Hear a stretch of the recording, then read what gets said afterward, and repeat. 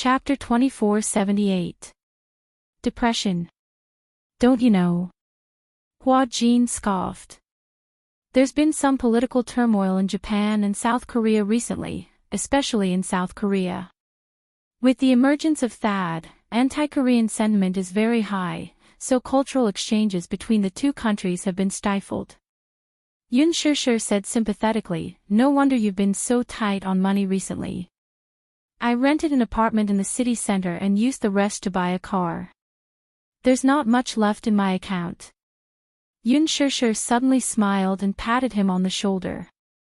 She said generously, it's just a Mercedes-Benz, I'll give it to you. You'll give it to me? Yes. I'll give you the latest E-Class AMG. Hua Jin said awkwardly, I don't want it. Yun Shishir frowned. What? I can see that your eyes clearly say that you really want it. Isn't a Mercedes-Benz man's ultimate dream? Hua Jin snorted. My ultimate dream isn't that superficial. Then, what's your ultimate dream? Hua Jin immediately said proudly, since you said it's your ultimate dream, how can you talk about it so casually? Yun Shishir was peeved for a second before she snorted proudly. If you don't want to say it, then don't say it. Even if you want to say it, I don't want to hear it. The two bickered all the way to the nanny van. In the hospital. The atmosphere in the ward was stifling. Lu Jingtian's heart-wrenching cries could be heard from time to time. Her vocal cords were damaged, so even when she spoke, her voice was extremely hoarse and broken. Lu Bushing and his mother stood outside the ward, heartbroken as they looked at the woman lying on the bed moaning in pain. Lu Jingtian was lying on the bed with 7 or 8 doctors and nurses surrounding her. 2 were in charge of stabilizing her emotions while the rest were in charge of changing her dressing. The process of changing the dressing was extremely painful. Lu Jingtian was almost going crazy from the torture of changing the dressing. She really did not understand. She clearly did not use a knife, but when the medicine was applied to her wound over and over again, it felt as if her flesh was being cut off with 1,000 cuts every time. Every 2 days, he had to change the dressing. Every time he had to change the dressing, it would take an hour. Lu Jingtian broke out in a cold sweat when the dressing was changed. She even thought that if living had to be so painful, she might as well end her own life. Ever since she was rescued, she had continued to have nightmares. She was half awake intermittently. In her muddle-headed state, she could vaguely hear her mother crying, her father blaming himself, and the pitiful and helpless sighs of the doctors and nurses. Doctor, is there really no hope for my daughter's face? We've done our best. No matter how brilliant the plastic surgery technology is, it will be difficult to repair such a large area of trauma. Lu Jingtian could vaguely hear the heart-wrenching conversation. She even wondered why she had to be resuscitated and why she could not just quietly end her life on the cold operating table. She couldn't open her mouth and speak. If she had the chance to speak again, she would definitely beg her mother and the doctor to euthanize her. She didn't want to live in such pain. Don't live in such a sorry state. Chapter 2479. However, the most ridiculous thing was that she could not bear to bite off her tongue. She was too weak. That woman had succeeded. Yes, she was reaping what she sowed. If she had not disfigured Yuna's face back then, she would not be lying on this bed in such a pathetic state. Yuna had succeeded. She had succeeded in destroying herself. She had completely destroyed herself. She could not bear to live on in humiliation. She could not bear to see herself become so ugly and still welcome the bright dawn with a bright smile. Every morning, she would look at the morning sun outside the window and feel that her world would forever sink into darkness and despair. The ray of sunlight outside the window could no longer shine into her heart. However, every time she saw her mother crying and father sighing by the bedside, she would encourage herself again and again. Live on. She was not even afraid of death, so why should she be afraid of living? Perhaps she could recover well. Perhaps advanced medical technology could give her a brand new life. Perhaps she still had a future. However, with the recovery of her body's senses, the unparalleled pain quickly eroded her willpower. It was precisely because of this that she suddenly realized that sometimes, living was the truly cruel thing to do. Living on was torture. From then on, she was a cripple. She could no longer hug the man she loved. She could no longer wear a beautiful dress. She could no longer put on her favorite lipstick. She couldn't even face her own demon-like face. Even being able to walk properly had become a luxury. She vaguely heard that the area of her right leg was too large for skin grafting. If the infection was serious, she would have to face amputation. Amputation. When she heard this news, she felt dizzy and wanted to cry, but no tears came out. She broke down and asked in her heart, could it be that even the right to walk like a healthy person is being cruelly taken away? Could it be that she would have to spend the rest of her life in a wheelchair? Her mother kept comforting her. Tian, don't be afraid. If you really can't keep your leg, I'll take good care of you for the rest of your life. Lu Jingtian could not speak. She cried bitterly in her heart and asked, what if you and father are no longer around? Who would take care of a cripple like her? Why don't I just end my own life right now? After the dressing was changed, she broke out in a cold sweat from the pain and wet the bed sheets. The nurse had no choice but to move her to the side and change the bed sheets. This kind of work brought about unimaginable pain. She was already covered in cuts and bruises. No matter where she was touched, she was in great pain. The nurse had to move her to another bed. She had to go through a lot of trouble to move her to another bed. She had to suffer a lot. Living a life worse than death, living a life worse than death. She kept repeating these words in her heart as she clenched her teeth tightly. She kept letting her imagination run wild. Why didn't that big fire burn her to ashes? At the very least, it was just a momentary pain. At the very least, she didn't have to live so bitterly and suffer. Oh my God, please spare her. She really didn't have any will to live. Chapter 2480. Her eyes were dim and lifeless. She was completely disheartened. If not for the rising and falling of her chest, one would not be able to tell that she was still alive and would only think that she was a charred corpse. She could no longer bear it. She turned around and clutched her father's collar tightly as she tried to suppress her pain. Is there really no other way? Bushing, are you just going to watch your daughter suffer like this? How can she go on like this? What can I do? What else can I do? If I can take her place, I'll naturally do it without any hesitation. You didn't give me that option, so I can't do anything. I'm at my wit's end. Do you think I want to watch her suffer like this? Lu Bushing's heart ached uncontrollably. He sighed deeply and suddenly lowered his voice. If I could, it's not that I haven't considered euthanasia, but I just can't muster up the courage to do it. Moreover, maybe she also wanted to live well. Maybe she also had a strong will to live. You're her mother, you must be stronger than her. Euthanasia. His mother shuddered when she heard this term. She pushed him away and asked sharply, are you crazy? She's your biological daughter, yet you want to kill her with your own hands. Are you crazy? Seeing that his words had been misinterpreted, he waved his hand in annoyance and said, calm down. Calm down. We both need to calm down now. With that, he pushed the door open and walked to the corridor to smoke. His mother fell back into the chair and covered her face with her hands. She wanted to cry, but she held it in and did not shed a single tear. Sometimes, when one was in a state of great grief, one could not even shed tears. She was transferred from the emergency room to the ICU for half a month, and the pain was unbearable. After 5 painful changes of dressing, she finally passed the infection period and could try to get out of bed. Getting out of bed meant that she was about to enter the rehabilitation period. The doctor repeatedly reminded her that the rehabilitation period might be very long.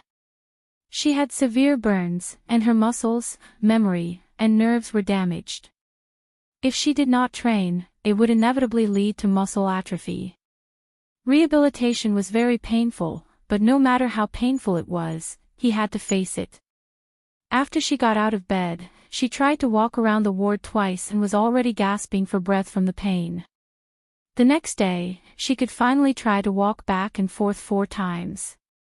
Slowly, she could already try to push open the door of the ward with her hand and walk out of the ward. A sense of relief slowly surfaced in her heart. She finally felt the joy of being human again.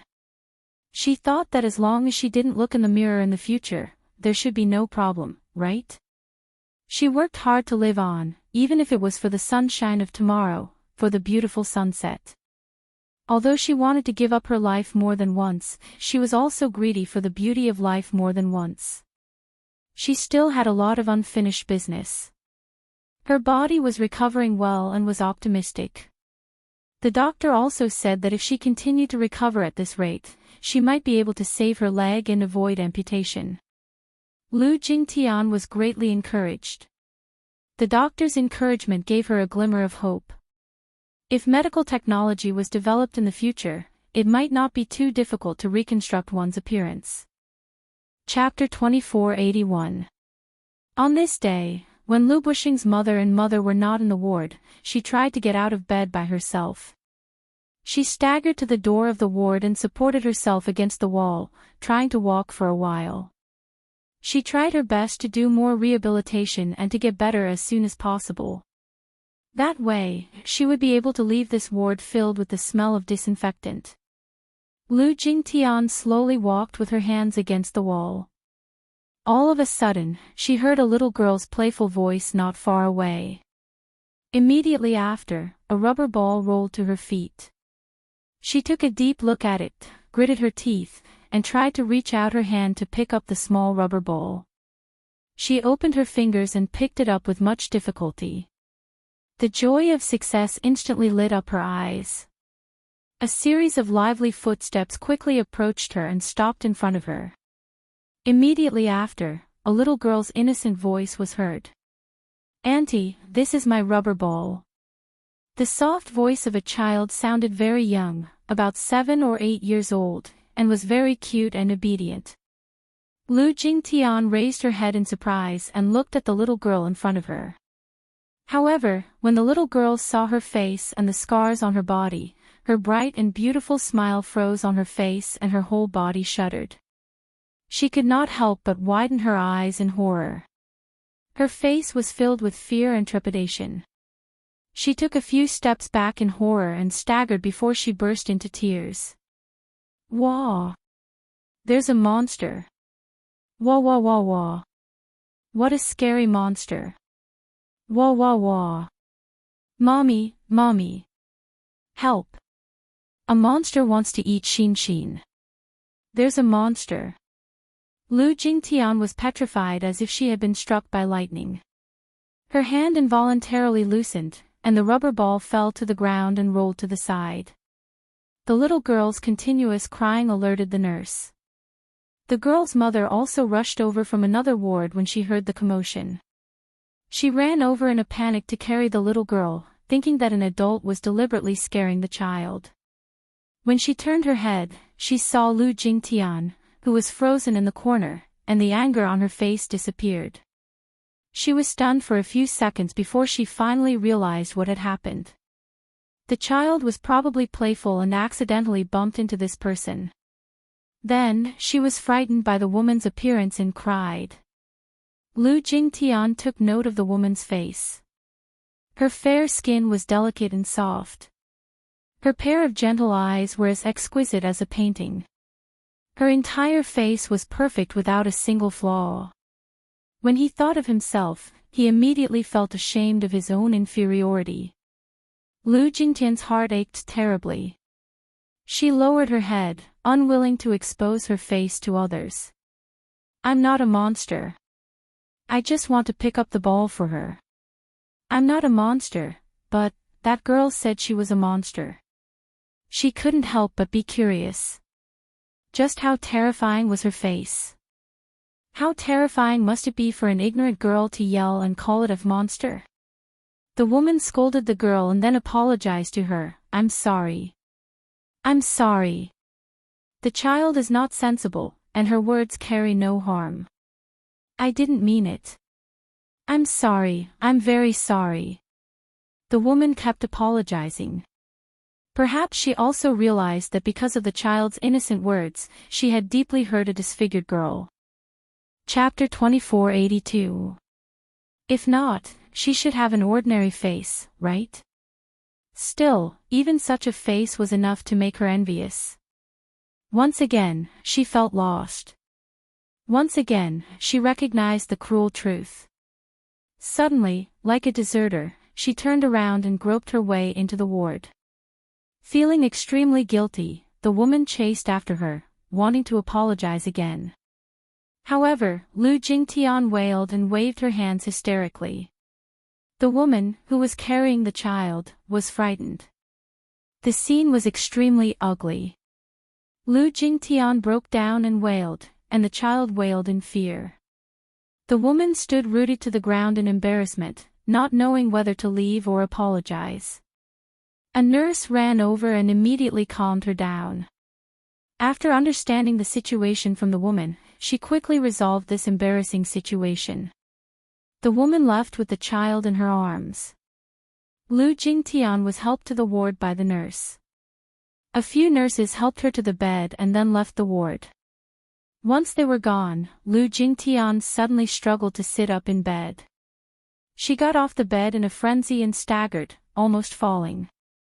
She stumbled to the sofa and found her mother's bag in the ward. After rummaging through it for a while, she finally found a sleek box. It was a makeup box. She clutched the makeup box tightly in her hand and took it out of the bag. She opened it, but her fingertips couldn't stop trembling. Ever since she was rescued and regained consciousness, she had mentioned more than once that she wanted to see how badly her face was ruined. When she was burned, she was still conscious, so she knew very well where the fire had burned and destroyed. When the fire burned her face, it was so painful that even her eyelashes were burned off. Her face was definitely ruined, but she did not know how badly it was ruined. Lu Bushing kept preventing her from looking at the mirror, advising her kindly that she should look at her face after it had completely recovered. Her mother also coaxed her and kept her from looking at the mirror. It was only later that she gradually stopped caring about this matter. Or perhaps, as if she was deceiving herself, she simply stopped thinking about it and focused on recovering her body as soon as possible. However, when she walked out of the door earlier, a child saw her face and cried in fright, calling her a monster. She was suddenly jolted awake and desperately wanted to know how horrible her face was at this moment. She was actually called a monster by a child. However, when she held the makeup box in her hand, she became a little timid. She suddenly did not dare to look at it. She was a little timid, a little scared, and a little flustered. She was afraid that she would break down, be upset, and be unable to accept it when she saw her face. Just as she was struggling internally, she suddenly sucked in a breath of cold air, mustered up her courage, and slowly opened the box. She then opened her eyes and looked at the small mirror in the box. "Ah!" She screamed. It was only when the face in the mirror showed a panicked expression that she realized that the unbearable face in the mirror really belonged to her. It turned out that her face was even more damaged than she had imagined. Riddled with holes, unsightly. Chapter 2483. By the time Madame Lu rushed back to the hospital, it was already close to evening. As the nurses were changing shifts, she hurried into the ward, only to see that the lights were off. She hurriedly turned on the lights, and the moment the ward was lit up, a figure curled up in a corner of the sofa came into her sight. She took a step back in shock, and only then did she realize that the person curled up on the sofa was Lu Jingtian. Tian Tian, why are you sitting here? Asked Madame Lu worriedly, but there was no response from her. Mama Lu immediately walked over worriedly, only to find that she was curled up in a corner like a zombie. There was no sign of life on her body. She was just curled up there, motionless. Her hands hung empty by her side, and even her back was devoid of any signs of life. She was about to ask her about it worriedly when she followed the direction of her hand and saw the makeup box on the floor. Her heart skipped a beat, and she felt suffocated for a moment. She nervously picked up the box and opened it, only to see that the mirror inside had several cracks and was in pieces. Madame Lu immediately realized what had happened. She was probably desperate to find out what had happened to her face, so she frantically searched for a mirror to take a look. Alas, when she finally saw her face, she could not accept it, and that was why she had been unable to recover from the setback until now. Lu Jingtian's mother's heart ached as she gently patted her shoulder. Just as she was about to say a few words of consolation, the latter abruptly swatted her hand away and shrank further into the corner. She screamed at her with a face full of helplessness and despair. It was as if the end of the world had arrived. Madame Lu's heart ached as she rushed forward and carefully hugged her daughter. She cried, "Tian Tian, don't be like this. Don't scare Mommy. Mommy is scared. Don't be scared, Mommy is here. Mommy will protect you and won't let anyone hurt you, okay? Stop screaming." Her words, however, did not reach Lu Jingtian. She continued to cry and throw a tantrum, as if to vent all the pain, exhaustion, and unbearable sadness of the past few days. She had a complete mental breakdown. That was because she had seen her face in that one glance, and she was utterly defeated.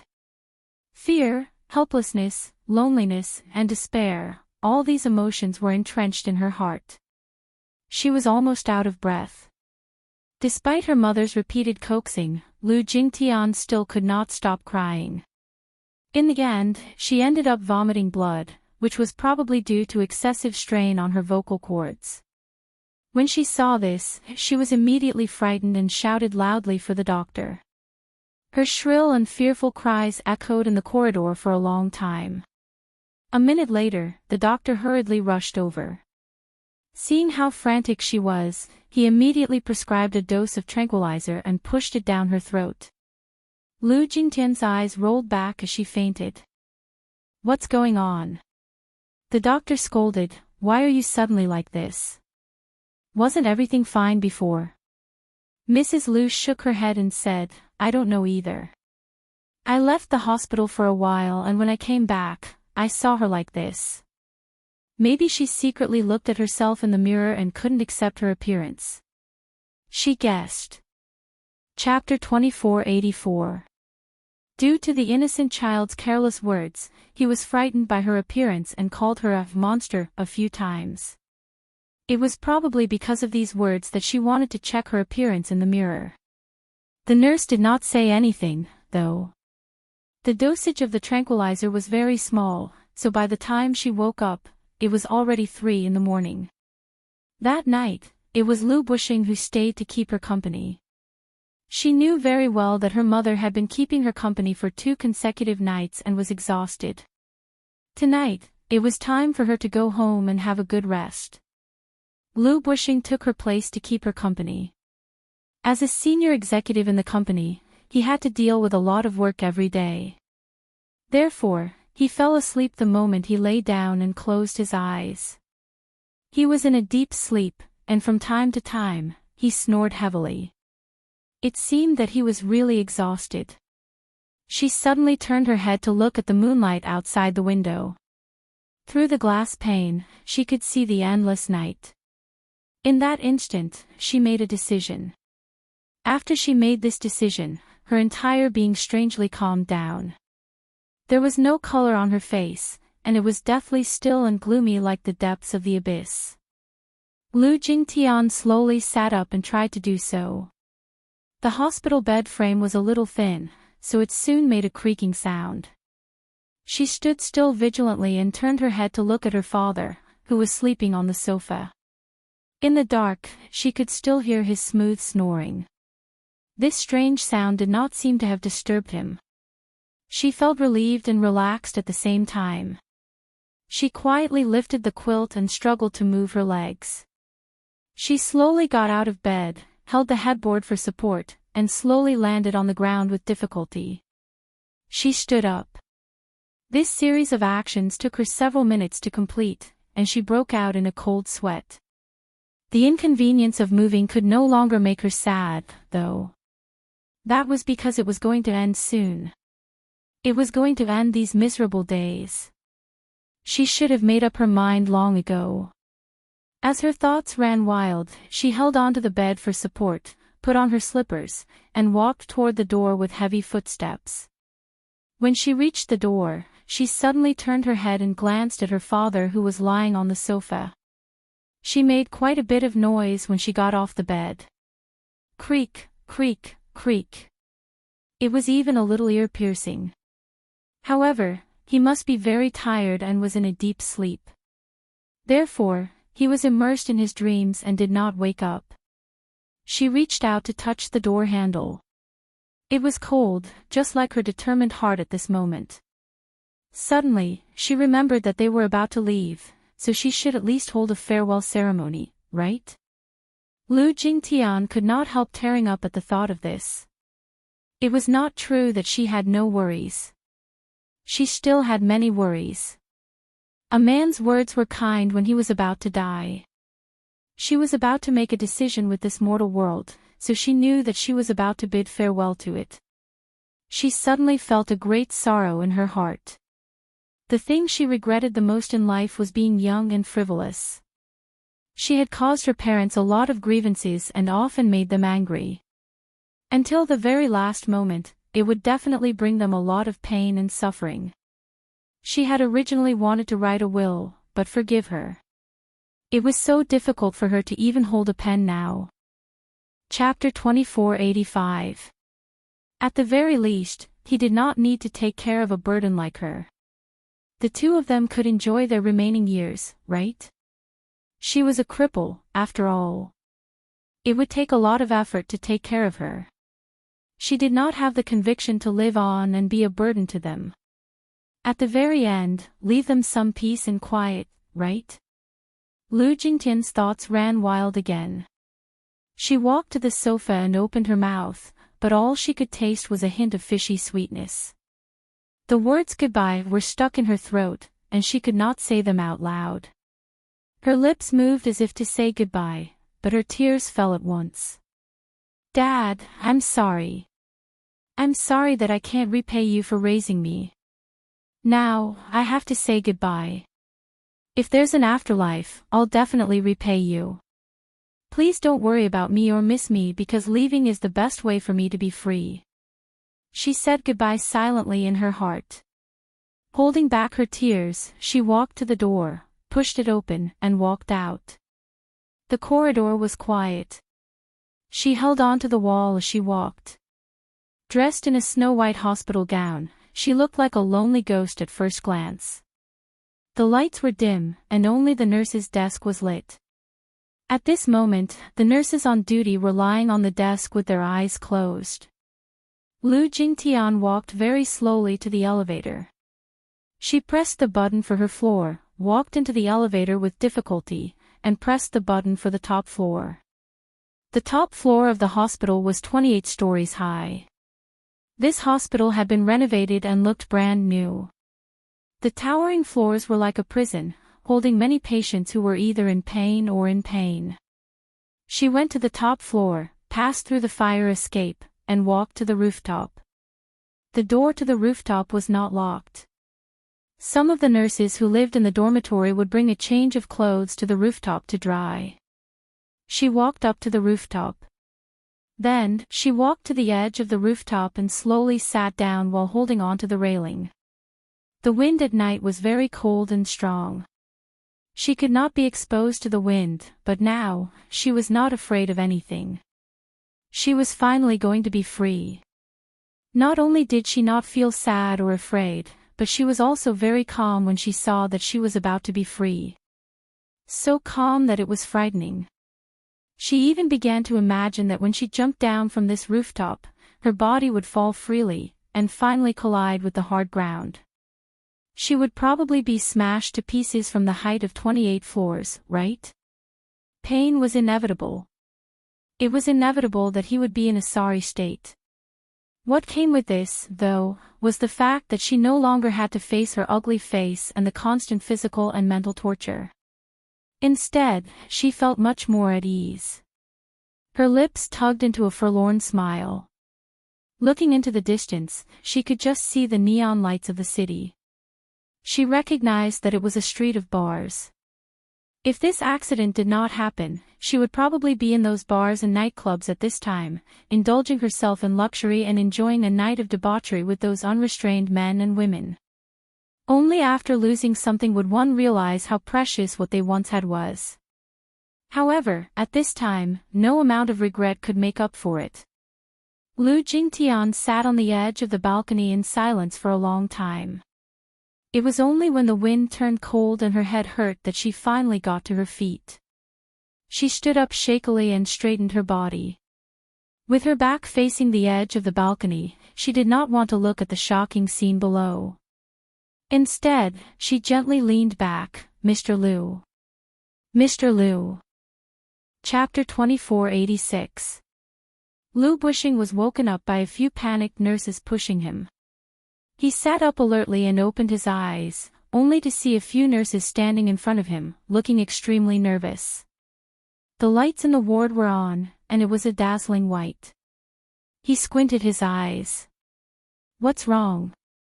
Bad news, your daughter. The nurses were so flustered that they could not form a complete sentence. However, when he heard the key words, Lu Bushing immediately became alert. He turned his head abruptly to look at the bed, but there was no one on the snow-white bed.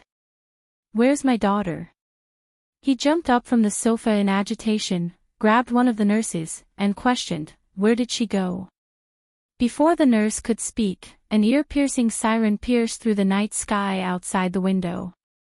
Lu Bushing's bloodshot eyes widened.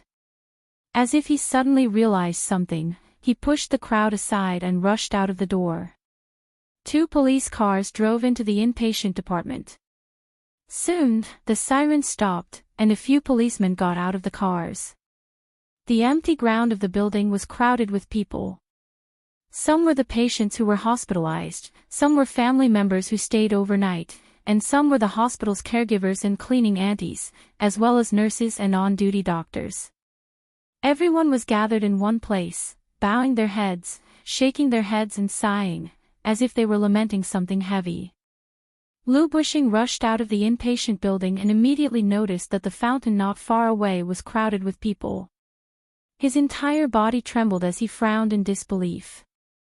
His eyes quickly turned red and widened as he sucked in a few breaths of cold air in disbelief.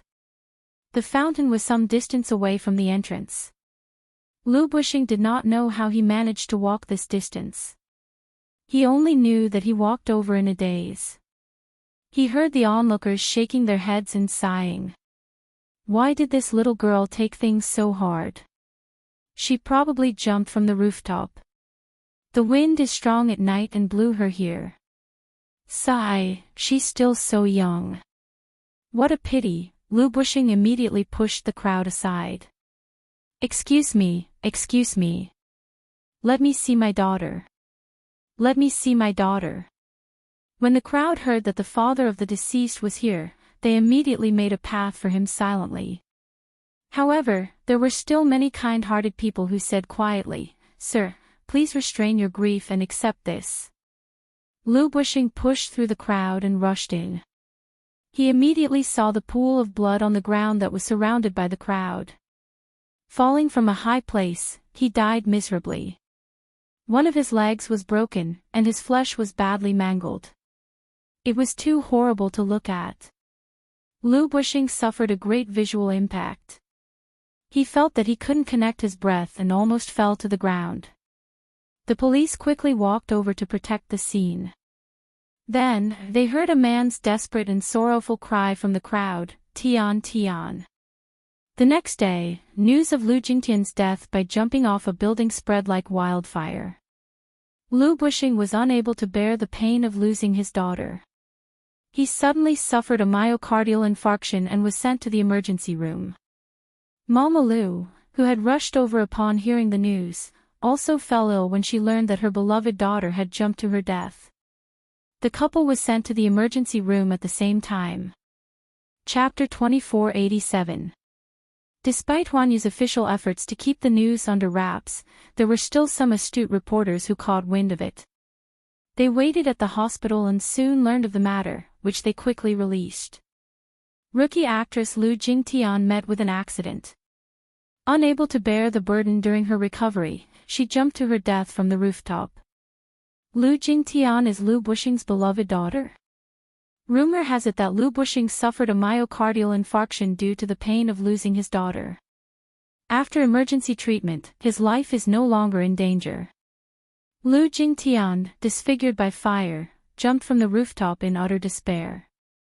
Her young life has ended just like that.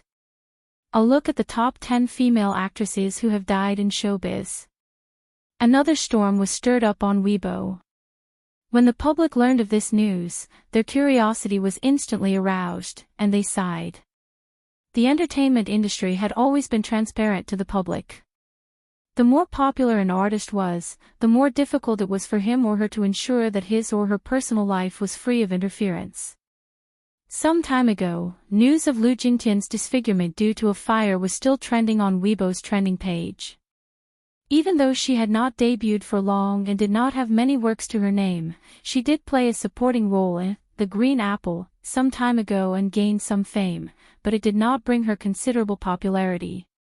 However, the public's concern for a celebrity's disfigurement was beyond imagination. Now, not long after, there was news of her suicide. The netizens were in an uproar. They could not wait to hear the news firsthand. How did Lu Jingtian commit suicide? Why did Lu Jingtian commit suicide? The tragic scene of Lu Jingtian jumping off a building. Painful reflections on Lu Jingtian's death. Is Lu Jingtian really dead? Or is it a publicity stunt by the company? A female celebrity seems to have committed suicide by jumping off a building yesterday. Ah, I know. Isn't it that, Lu Jingtian? My sister is a nurse at that hospital. She was at the scene when the incident happened. I heard that she died a horrible death, even her head was smashed. Oh, God. Why did she commit suicide?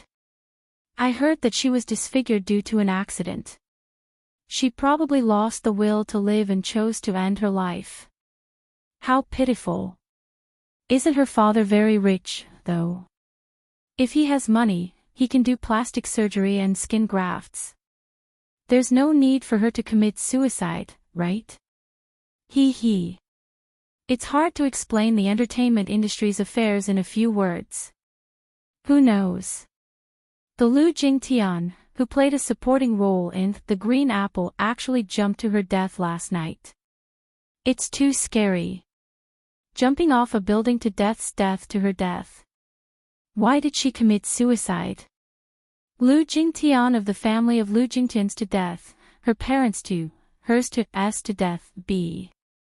R to her death, I don't understand what these rich people are trying to do. Of Lu, to commit suicide, Lu's to, S to be a topic to this, to's to, S, to die of her Lu of her Jingtians of her of A's of her twos to Lu to her twos, to be to death, hers. Most of the netizens were just curious about this incident. Chapter 2488. The next day after Lu Jingtian's death, a few unscrupulous reporters sneaked into the hospital's morgue with their SLR cameras to take photos of her body. Naturally, the hospital had strict security and quickly sent these unscrupulous reporters to the police station. However, even so, these reporters still kept the negatives. After being bailed out, they returned to the media agency and directly opened a sock puppet account. They sold the photos to netizens at high prices on the forum. The netizens bought the photos and directly published them on the internet. Although the website was quickly blocked, the photos quickly spread on the internet. Huanyu's officials were outraged and issued an announcement to accuse these unscrupulous netizens and media outlets. They even threatened to initiate legal proceedings. Lu Jingtian's suicide kept brewing. Many celebrities and famous figures in various industries posted condolences on Weibo. In the basement of the villa, Yun Na turned on the TV. The entertainment channel was broadcasting a follow-up report of Lu Jingtian's suicide. The scene happened to cut to the hospital. Lights flashed, and Lu Bushing and his mother, dressed in plain black, were being supported by people as they walked among the crowd. Lu Bushing appeared steady and reserved, while his wife was heartbroken. She covered her face with a handkerchief. In the close-up, her eyes were red and swollen with tears, and her face was full of pain. Microphones were constantly pushed in front of them. At first, Lu Bushing tried his best to restrain himself. It was obvious that if it weren't for his public image, he would have really wanted to smash the microphones that the reporters pushed in front of him to the ground and stomp on them to vent his anger. He opened his mouth and said in a hoarse voice, "Don't push. Make way, please make way." Several bodyguards surrounded them and pushed the reporters away. The two left the hospital with heavy expressions, got into a car, and sped away. Yun Na quietly picked up a cup of tea and slowly blew on it. Then, she unhurriedly took a sip, appearing nonchalant. Suicide. That was really straightforward. Still, the girl was sensible and obedient enough to end her own life, saving her the trouble of making a trip to the hospital. Lu Jingtian was still alive. She was like a ticking time bomb that could explode at any time. She originally wanted to wait until the time was right for the Missy to be discharged from the hospital before making a plan to make her completely disappear from the world without leaving a trace. She did not care if Lu Jingtian's vocal cords were burned or if she could still speak or if her identity would be exposed. She had no intention of letting her live when she laid her hands on her. But he didn't expect that this bitch's life was so tough. Even such a big fire didn't burn her to death.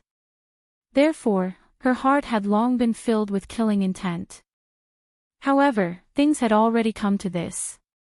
Forget it. In any case, the ending would be the same.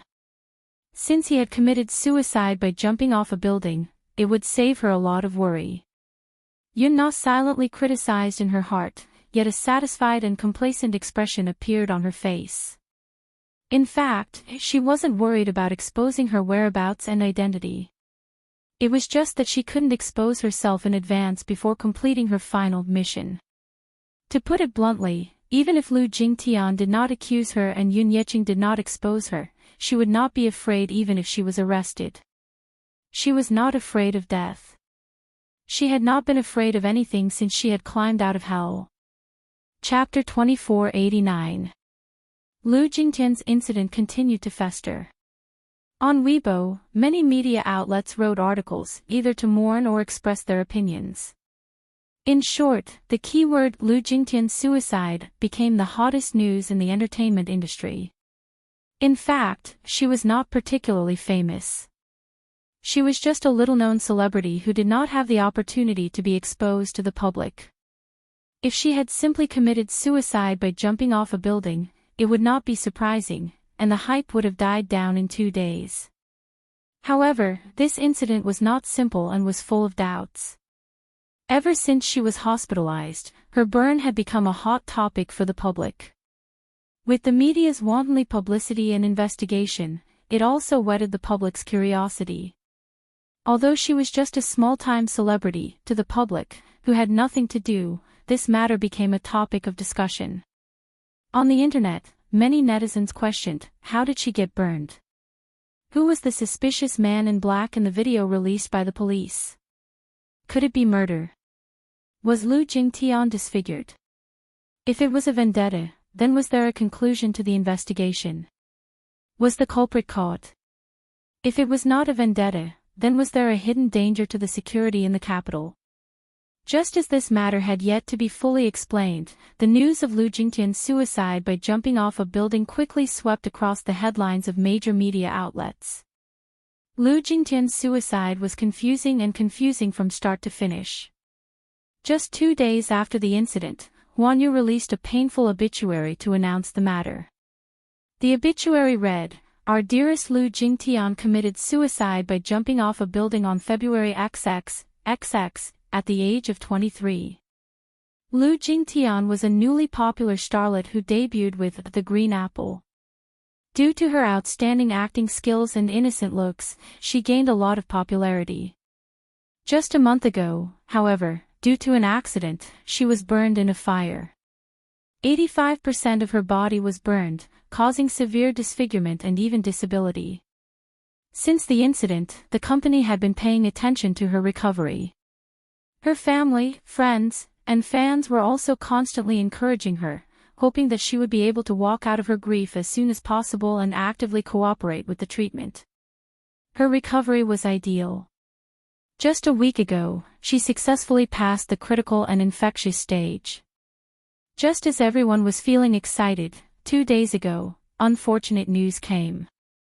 Our beloved Jingtian still could not walk out of the pain of her disfigurement. 2 days ago, at 3 a.m., she jumped off the rooftop of a hospital building and died. What was supposed to be a beautiful season, yet she passed away. We feel sad and sorry for her. At this moment, no matter how much rhetoric and words we use, they are pale and powerless. The dead are gone, and the living. We only wish her a safe journey. Once the obituary was released, many netizens, who were still skeptical about the suicide case. For the past few days, Lu Jingtian's suicide was still the hottest headline, even overtaking Li Xiang, who had been hyped up for a while. And what about Li Xiang, How could he let the matter rest? Naturally, it wouldn't stop there. Chapter 2490. The deceased should always be respected. Despite such a tragedy, Li Xian was still trying her best to hype things up. Many netizens hated her face. When Li Xian saw this comment, she coldly mocked, "What else can be considered pure in the entertainment industry? Hate it. Hate it as much as you want. My reputation is already so bad. Since that's the case, I'll focus on creating hype until I become famous." She was indignant, but she also wanted to fight for her dignity. She was determined to become an even more popular celebrity than Yun Shishir. This had become her ambitious goal. Of course, this was all in the future. On the other side, Yun Shishir, together with the 2 lads, and Mu Yaja, boarded a private flight to Norway for the first stop of the wedding photo shoot. On the day of Lu Jingtian's suicide, she happened to be on the plane with her phone switched off.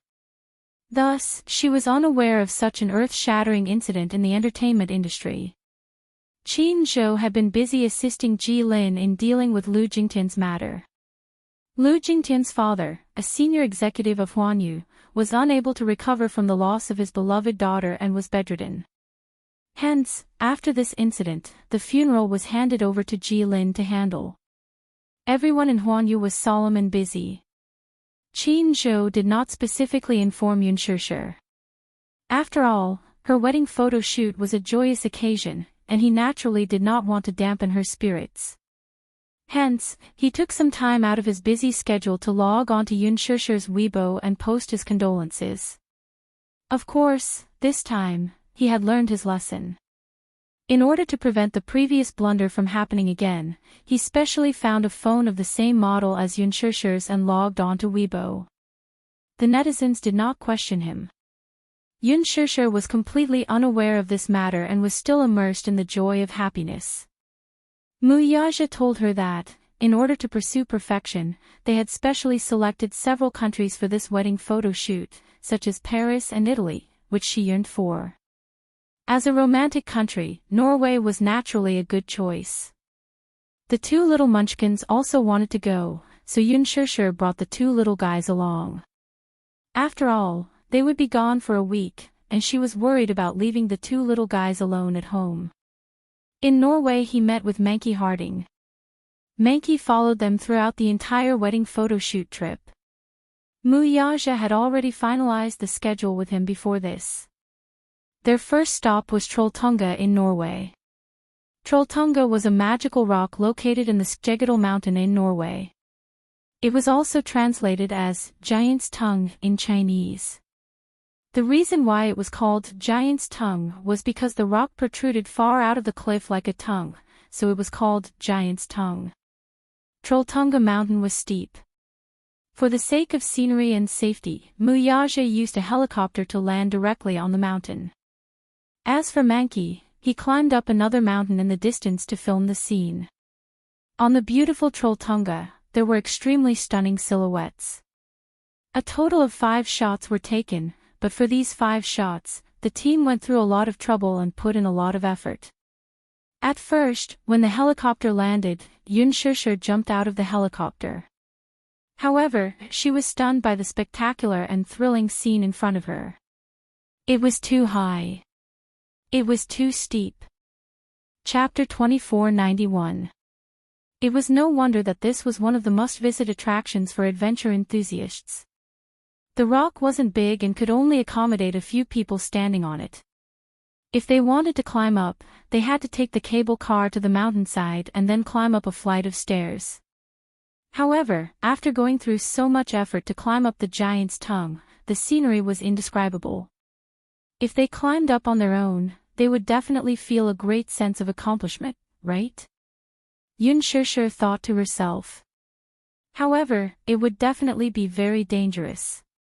Muyaja said to her, perhaps, in the near future, this spectacular landmark will disappear. Yun Shusher asked curiously, why?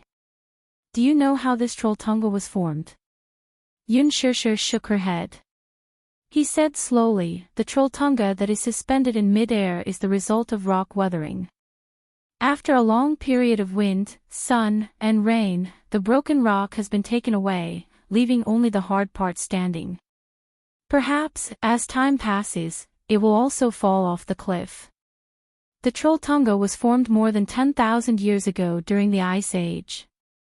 The water flow from the melting glaciers eroded most of the rocks over the years and finally formed such a unique landscape. After the shoot, the group returned to the hotel. Yun Shusher was still immersed in the shock from earlier. The filming location in Norway this time was Muyaja's suggestion, so she naturally agreed. Along the way, she was still curious about the unique landscape in Norway. However, when she saw the Trolltunga with her own eyes, Yun Shusher was deeply shocked. After the trip ended, she still wanted to see more. How did you come up with the idea to film the Trolltunga? Yun Shusher couldn't help but ask curiously. I've seen it in a magazine before. Some mountaineering enthusiasts filmed it in a blockbuster. I was shocked, so I thought of it immediately. Muyaja paused and asked, why are you asking this? What magazine? Geographic magazine. Oh, Yun Shusher raised her eyebrows and looked a little surprised. So, you don't just read financial magazines? Of course. Muyaja couldn't help but flick her forehead and asked unhappily, am I that rigid in your heart? Yun Shusher covered her forehead and snickered. I just didn't expect you to pay attention to things other than work. Muyaja snorted coldly to show his displeasure. He wasn't going to tell her that after he decided to take the wedding photos, he had secretly scouted a lot of places, from Italy to Norway, from Paris to Prague, from Phuket to the Maldives. He had put in a lot of effort just to take the perfect wedding photos. Naturally, women were not the only ones who looked forward to wedding photos. Men also had many ideas. A woman in a wedding dress is the most beautiful. At the youngest and most beautiful age, she put on a holy wedding dress and became his wife. However, with the passage of time, no matter how beautiful her appearance was, it would eventually fade away. To him, a wedding was a once-in-a-lifetime event. Hence, he wanted to keep this happiest moment as a memento. After a few decades, when their hair turned white and they gradually grew old, these happy moments would become precious memories and mementos. He would treasure her best years forever. Chapter 2492. At the thought of this, Muyaja gently kissed her sideburns. Wedding photos. Inside the cafe, when Song Enya suggested that they take their wedding photos as soon as possible, the expression on Mu Yanqing's face turned frostier. Suddenly, he tugged at the corners of his lips into a half-smile. It was hard to decipher the meaning behind his smirk. He picked up his coffee cup and took a sip before looking up at the woman opposite him with a mocking and playful gaze. Song Enya, who was sitting opposite him, felt a little uneasy and embarrassed by the man's nonchalant mockery. She snapped, "What are you laughing at? It turns out that Miss Song is quite sentimental, huh? Wedding photos." Mu Yanqing sneered again. "Why don't we just forego the wedding photo shoot? Such things are too pretentious. There's no point in taking them. Besides, you know very well why I married you. Don't you find it repulsive to have me stand next to you for a wedding photo?" With that, he shook his head. "Forget it. Isn't taking wedding photos one of the wedding procedures?" Song Enya said unhappily, "Since we're getting married, we naturally have to go through all the ceremonies and procedures. You know that I'm the eldest daughter of the Song family, so our wedding is very important. This is also the reason why I asked you out this time. Other than that, what about the wedding dress to wear on the wedding day? My mom said that we're only getting married once, so the wedding has to be grand and dignified. The wedding dress must be personally designed by a famous designer, and it has to be custom-made. Also, the accessories and jewels to go with the dress and the diamond ring must be of a larger size. It can't be too shabby." Song Enya was still fuming over the wedding gown incident. What right did Yun Shishir have to have so many custom-made wedding dresses? It's just a wedding, is there a need to have so many custom-made wedding dresses? Can she wear all of them? According to the shop assistant, some of those wedding dresses were for the wedding day, while others were for the wedding photo shoot. Brother Mu is really particular about this wedding. Even the wedding dresses for the photo shoot were custom-made for that *TCH to choose from. Choose. He might as well pick blindly. God knows how jealous she was. Therefore, when it came to her marriage, Song Enya was especially obsessed with a wedding dress, to the point of being morbidly obsessed. The more Mu Yanqing listened, the more impatient he became. Mu Linfeng had told him that it would be beneficial for him to have the Song family on his side. Song Enya, as a trump card, could still be put to good use. Hence, he wanted him to be more tolerant of her. At the very least, he was not to damage the harmony between the two families. As for Song Enya's conditions, as long as they could fulfill them, they should not make things too difficult for her. They should at least consider the Song family's feelings. Alas, now that things had come to this, the sight of Song Enya's rouged face was enough to make him lose his appetite. Just sitting across from her and looking at her made him feel uncomfortable all over. Alas, he was already tired of dealing with an unruly woman like Song Enya. This time, Song Enya had asked him to come over to discuss the wedding process. Mu Yanqing happened to have some free time, so he went to meet her. Chapter 2493. Regarding Meng Qingshua's matter, he had already discussed it with Mu Linfeng. The latter had relented, saying that as long as he married Song Enya, the muse would not have any objections if he were to marry a concubine after the situation stabilized. Mu Yanqing was overjoyed when he heard this. Hence, he was determined to find Meng Qingxue. He was very dissatisfied and angry with Meng Qingxue. What is this woman trying to do? She had mysteriously disappeared, mysteriously left his side, mysteriously disappeared without a trace. When she left, she did not bring much money with her. Where could she have run to? In the message, she told him that the child had been aborted. However, based on his understanding of her, he was certain that this woman would not abort the child. If she had really aborted the child, she would definitely not touch the money in the account. Before she left, she had withdrawn a sum of money from the account. It was not much, but he guessed that it was probably because it would be inconvenient for her to work when she moved to another city, so she needed a sum of money to take care of the baby. The child must have not been aborted. Mu Yenqing had been troubled by Meng Qingshua's matter. He did not know what kind of demon had possessed him to be distracted all day because of a woman. What a spineless person. On one hand, he hated himself for not being free and easy enough, and on the other, he hated her for being heartless. However, it was only after Meng Qingxue left that he suddenly realized that this little woman, who he had not taken to heart all this time, actually occupied such an important place in his heart. All along, he had not cared much about her because he was certain that she could not leave him. Other than staying by his side, she had nowhere else to go. It was because of this confidence that he did not seem to cherish her very much. However, when this little woman, who had always been delicate and naive, suddenly disappeared overnight and left him alone with the unborn child in her womb, he anxiously realized that he could also be so restless and anxious because of a woman. For a few days, he did not have a good night's sleep. In his half-awake state, he would always dream of her face. When he woke up in a daze, he always had the illusion that she was sleeping beside him. However, he hurriedly turned on the light and looked at the empty bed beside him. It was icy cold, and his heart was filled with an indescribable sense of loss. Where exactly did she go? There was no news of her. Even if she left a trace, it would be good.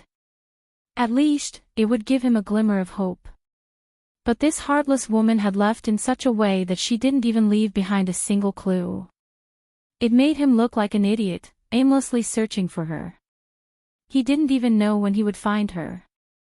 But now, he was going to marry Song Enya. Actually, to him in the past, it did not matter who he married. He thought that marriage was just a dignified procedure. It did not matter who the marriage partner was, as long as it was beneficial to him. Although the Song family could not be compared to the Lin's family, if the two families were to marriage was a marriage, it would definitely be able to resolve the imminent crisis for the Mu group as long as it was beneficial to him. For him, it would be of great help. Chapter 2494. When the time came, he could brazenly bring any woman he wanted back to the Mu family. His wife would not have the right to speak.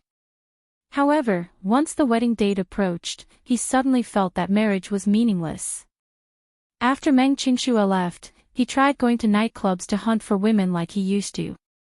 However, looking at those women with heavy makeup, he suddenly felt that they were very foreign and distant, as if they were unreachable. He also felt that getting to know a new woman and starting a new relationship was an extremely tiring thing. Every time this happened, Meng Qingshue's charming smile would uncontrollably appear in his mind. She lay in his arms and smiled foolishly like a lazy kitten, which was very seductive. Yenqing, she reached out and hooked her arms around his shoulders as she muttered in her sleep. Mu Yenqing. An angry voice finally brought him back to reality. Mu Yenqing came back to his senses and saw Song Enya's angry face. Mu Yenqing, you're distracted. Didn't you hear what I said just now? What did you say? I said that my wedding gowns must be custom-made by a famous designer. It's best if there are 5 of them. 2 will be worn on the wedding day and 3 will be reserved for the wedding photo shoot. Can you do that? Her tone was almost interrogative and very impolite, as if she was giving an order. 5 wedding gowns. Mu Yenqing was quite shocked. This woman was really demanding an exorbitant price. He did not have the mental and physical energy to prepare these. It was not that he could not bear to spend the money on 5 wedding gowns, but he felt that it was unnecessary. Preparing these required not only time and money but also energy. He did not have the patience. Uncontrollably, he recalled the bits and pieces of Meng Qingsue. He vaguely remembered one time when she held his arm and watched a TV show with him. The show was about the style and design of wedding gowns. He said disapprovingly, a wedding gown is just a procedure for a wedding. It's not worth paying so much attention to. Meng Qingxue pouted coquettishly. It's a girl's ultimate dream to wear a beautiful wedding gown and marry the person she loves. When he heard this, he could not help but ask, is this also your ultimate dream? Of course not. Pausing for a moment, she said, my dream is to be with you. If we can get married, I'll feel very lucky. I'm not picky about the wedding gowns. They're simple designs. Even if they're not luxurious or expensive, I don't care. After saying that, she said very proudly, because I'll look beautiful no matter what wedding gown. He smiled and kissed her affectionately. You sly little thing. If you like it, I'll get someone to customize it for you. Really? She happily asked, will you marry me? However, he was stunned and fell silent for a moment. Meng Qingxue knew that she had accidentally touched his taboo.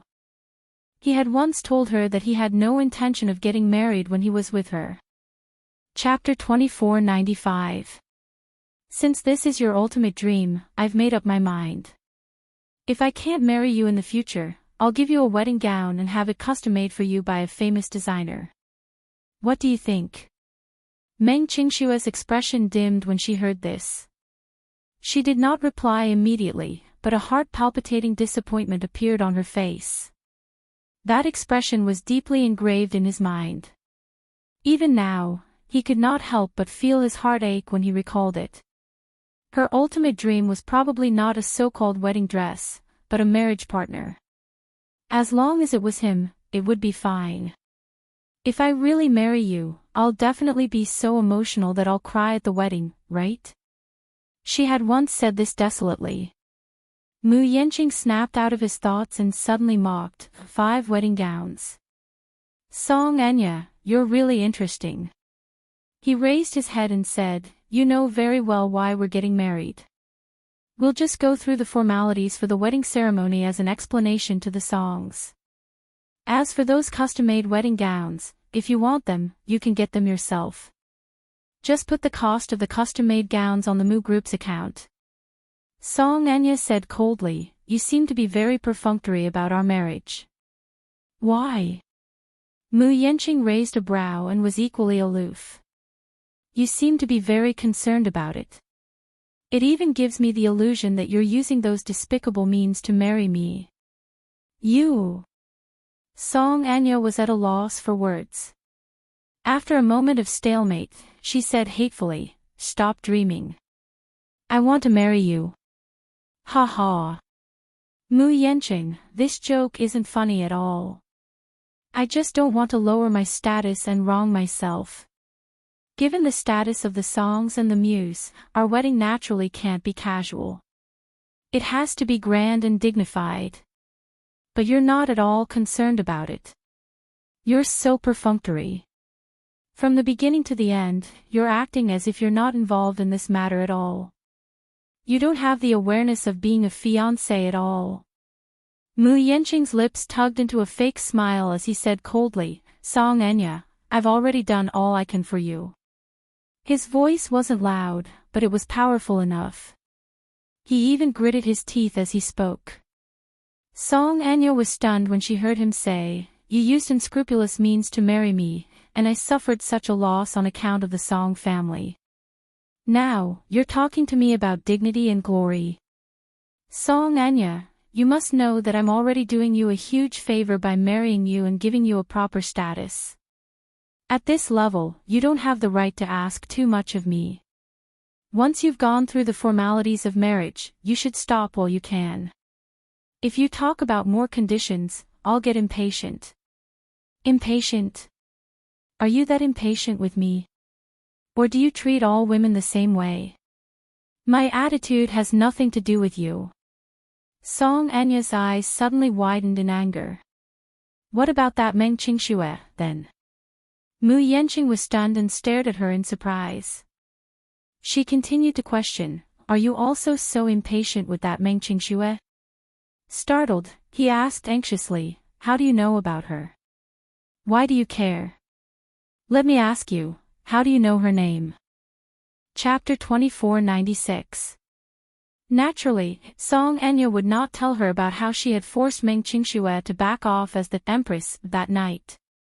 She took it for granted that, since Mu Yanqing would become her husband sooner or later, and she had no way out, she had to get rid of all the other women around him to strengthen her position as his legal wife. Hence, she acquiesced to his suspicions and said matter-of-factly, "You're my fiancé and future husband. As your future wife, it's only natural that I investigate your past thoroughly. Otherwise, if some stray cats and dogs appear out of nowhere to mess things up when we're about to get married, even if you don't find it embarrassing, I'll find it very embarrassing." After saying that, she casually stirred the coffee, but her heart was filled with guilt. She had almost been exposed. In a moment of anger, she had spoken without thinking. She had been too impulsive. Ha ha. Mu Yanqing sneered and said expressionlessly, "Song Enya, do you still have the cheek to say such things? I didn't even pursue the matter of your past deeds. Just the child in your stomach alone is enough for me to selectively ignore it and not pursue your past. If I were to pursue it, your history must be very interesting, right? I hope that you can keep the matter of artificial insemination a secret and not expose it to the public. Otherwise, the muse and songs will be embarrassed along with you." He paused for a moment to admire the lady's ashen face before he continued calmly. "Speaking of which, I'm really impressed by you. It's not that I've never seen a woman throw herself at a man, but the things you've done are really impressive. In order to stick to Muyaja, you even went to the US to undergo artificial insemination. But, it's really hard on you. You fought so hard, but in the end, you fell to this point. You went through so much trouble, but you finally married into the Mu family as you wished. Now, I wonder if you're satisfied." Song Enya could not take it anymore. Although Mu Yanqing said these words with a smile, there was a hidden dagger in his smile. Every word he said was hurtful. She felt extremely aggrieved, but she had to pretend to be calm on the surface. She said sternly, "Mu Yanqing, shut up. It's not up to you to comment on my affairs." Mu Yanqing laughed. "All right, I won't gossip about your past deeds. However, please don't make irresponsible remarks about my matters. Song Enya, let's have a frank talk. After we get married, you just have to take care of yourself and not interfere with my private life. No matter what woman I find outside, it's not up to you to tell me what to do. Do you understand?" Looking for a woman. The Missy flew into a rage out of humiliation. "Do you know what you're saying?" Mu Yanqing retorted coldly, "You should know the Mu family's tradition, right? Once I become the official head of the Mu Jia, then I will have the right to marry a few concubines. Although she doesn't have an official status and her seniority isn't as high as yours, she can still enter the Mu family and live under the same roof as you. Since you've decided to marry into the Mu family, then you should be mentally prepared for this. Do you understand?" "No." Chapter 2497. Song Enya laughed out of anger. "Mu Yanqing, you're really something. I haven't even married into your family, yet you're already making an agreement with me. Now you're talking to me about a concubine, and you're even brazenly saying it in front of me. What concubine?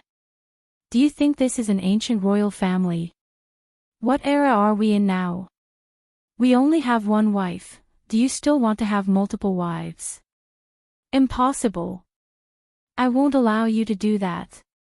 He could not help sneering. "Song Enya, you have no right to interfere in my affairs. As the young mistress of the Mu family, you only need to learn to be a virtuous wife after marrying into the family. You have no right to interfere in other matters." "You? On what basis?" He replied, "On the basis that you're climbing up the social ladder and not marrying down." Song Enya was stunned. Climbing up the social ladder. How could she have forgotten that there was a distinction between marrying up the social ladder and marrying down the social ladder in the wealthy? In the olden days, when a woman of high status married a man of low status, it referred to the marriage of the emperor's daughter. When a woman of high status married a man of low status, it was a feudal society with a hierarchy of life. In feudal society, the average person had a hierarchy of status, officials had a hierarchy of ranks, and ethnic groups had a hierarchy of status. When a woman of high status married a man of lower status, it was called marrying down the social ladder, such as the Empress Dowager marrying down the social ladder, or the Emperor's daughter marrying down the social ladder. Song Anya was different. The Song family and the Mu family were climbing up the social ladder, so the Muse were not very satisfied with this marriage. Hence, most of them did not approve of it. Therefore, at this point in time, the Song family, who was already climbing up the social ladder, could not raise too many demands. Song Anya had high expectations for the wedding. Although the Muse wanted to take care of the woman's feelings, they could not accept all of it. For example, the conditions she raised were too harsh.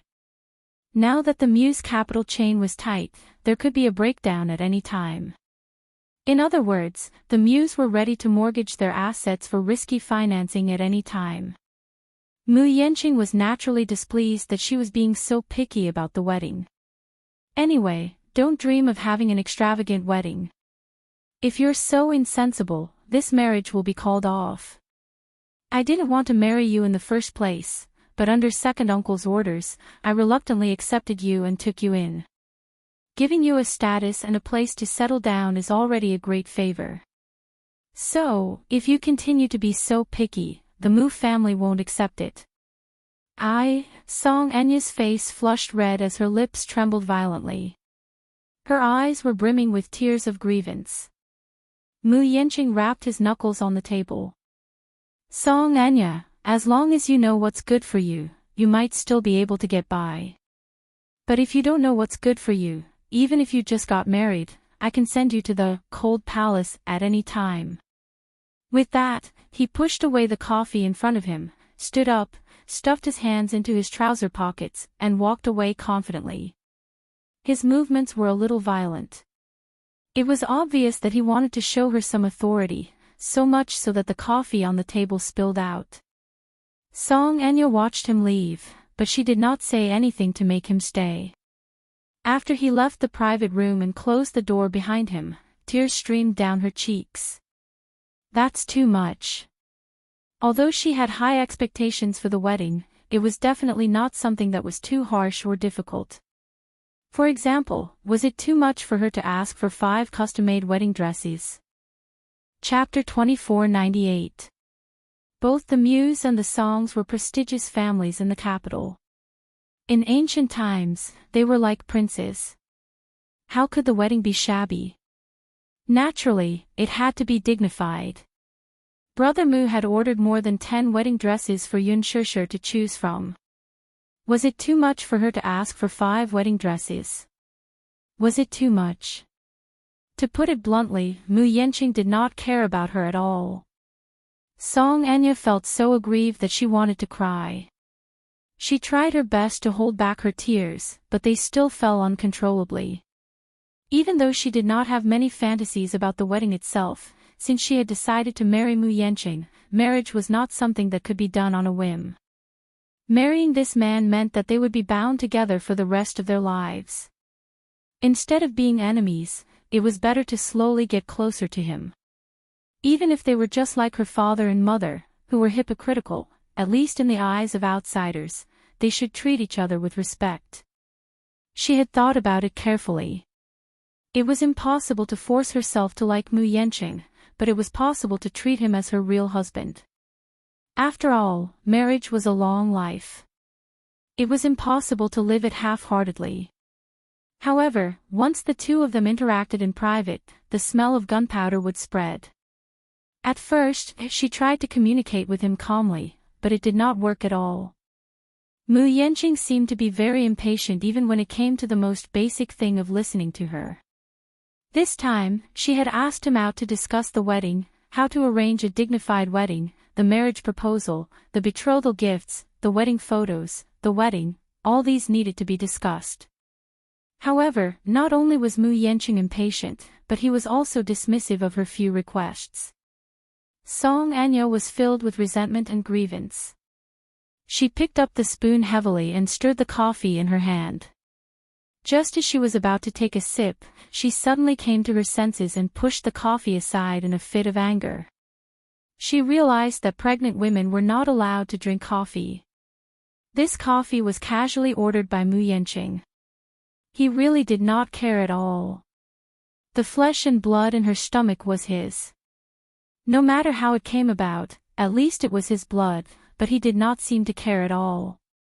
Coffee. Pregnant women were not allowed to drink coffee. Didn't he know that? Song Anya was at a loss for words. She gripped the tablecloth tightly as 2 streams of tears streamed down her face. In the past few days, she was exhausted. Although, in the circle of her close friends, she still looked high and mighty as before.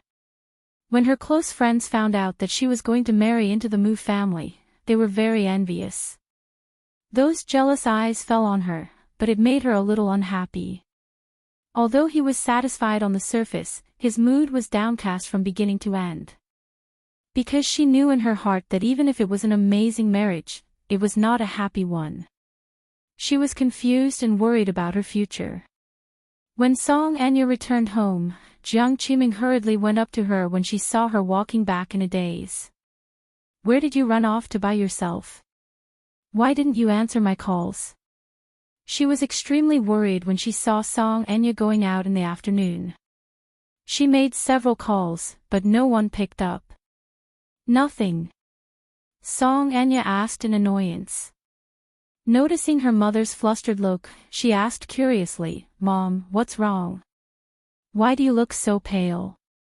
Chapter 2499. At the mention of Lu Jingtian, Song Enya's expression softened and she replied nonchalantly, "Oh, I thought it was something serious. I know that she got into an accident and got burned. She's in the hospital right now. I went to visit her some time ago, and the doctor said that she's recovering well." Even though Lu Jingtian was Song Enya's best friend, it was not as though she had a close relationship with her best friends in their circle. The two could only be said to be very close, but they were not close enough to confide in each other. Moreover, with so many things happening in the Song family recently, Song Enya was physically and mentally exhausted. Her mentality had undergone a huge change, and she no longer cared about anything. "It's not about that. It happened a few days ago. Jingtian committed suicide by jumping off a building. Do you know about this?" Song Enya nodded absent-mindedly. Suddenly, she came to a realization and widened her eyes. "What?" 5 days ago, she committed suicide by jumping off the rooftop of the hospital. Jiang Qiming said, "The day after tomorrow will be the 7th day of her death. The Lus are preparing to hold a farewell ceremony for her. Are you going?" This news came too suddenly, and Song Enya was not mentally prepared for it. She was dumbfounded. How is that possible? "Mom, is this news accurate?" "Of course." Jiang Qiming said, "I only confirmed this after reading the obituary published by Huanyu in the newspaper. Her farewell ceremony is the day after tomorrow. Since you're so close to her, you should attend it."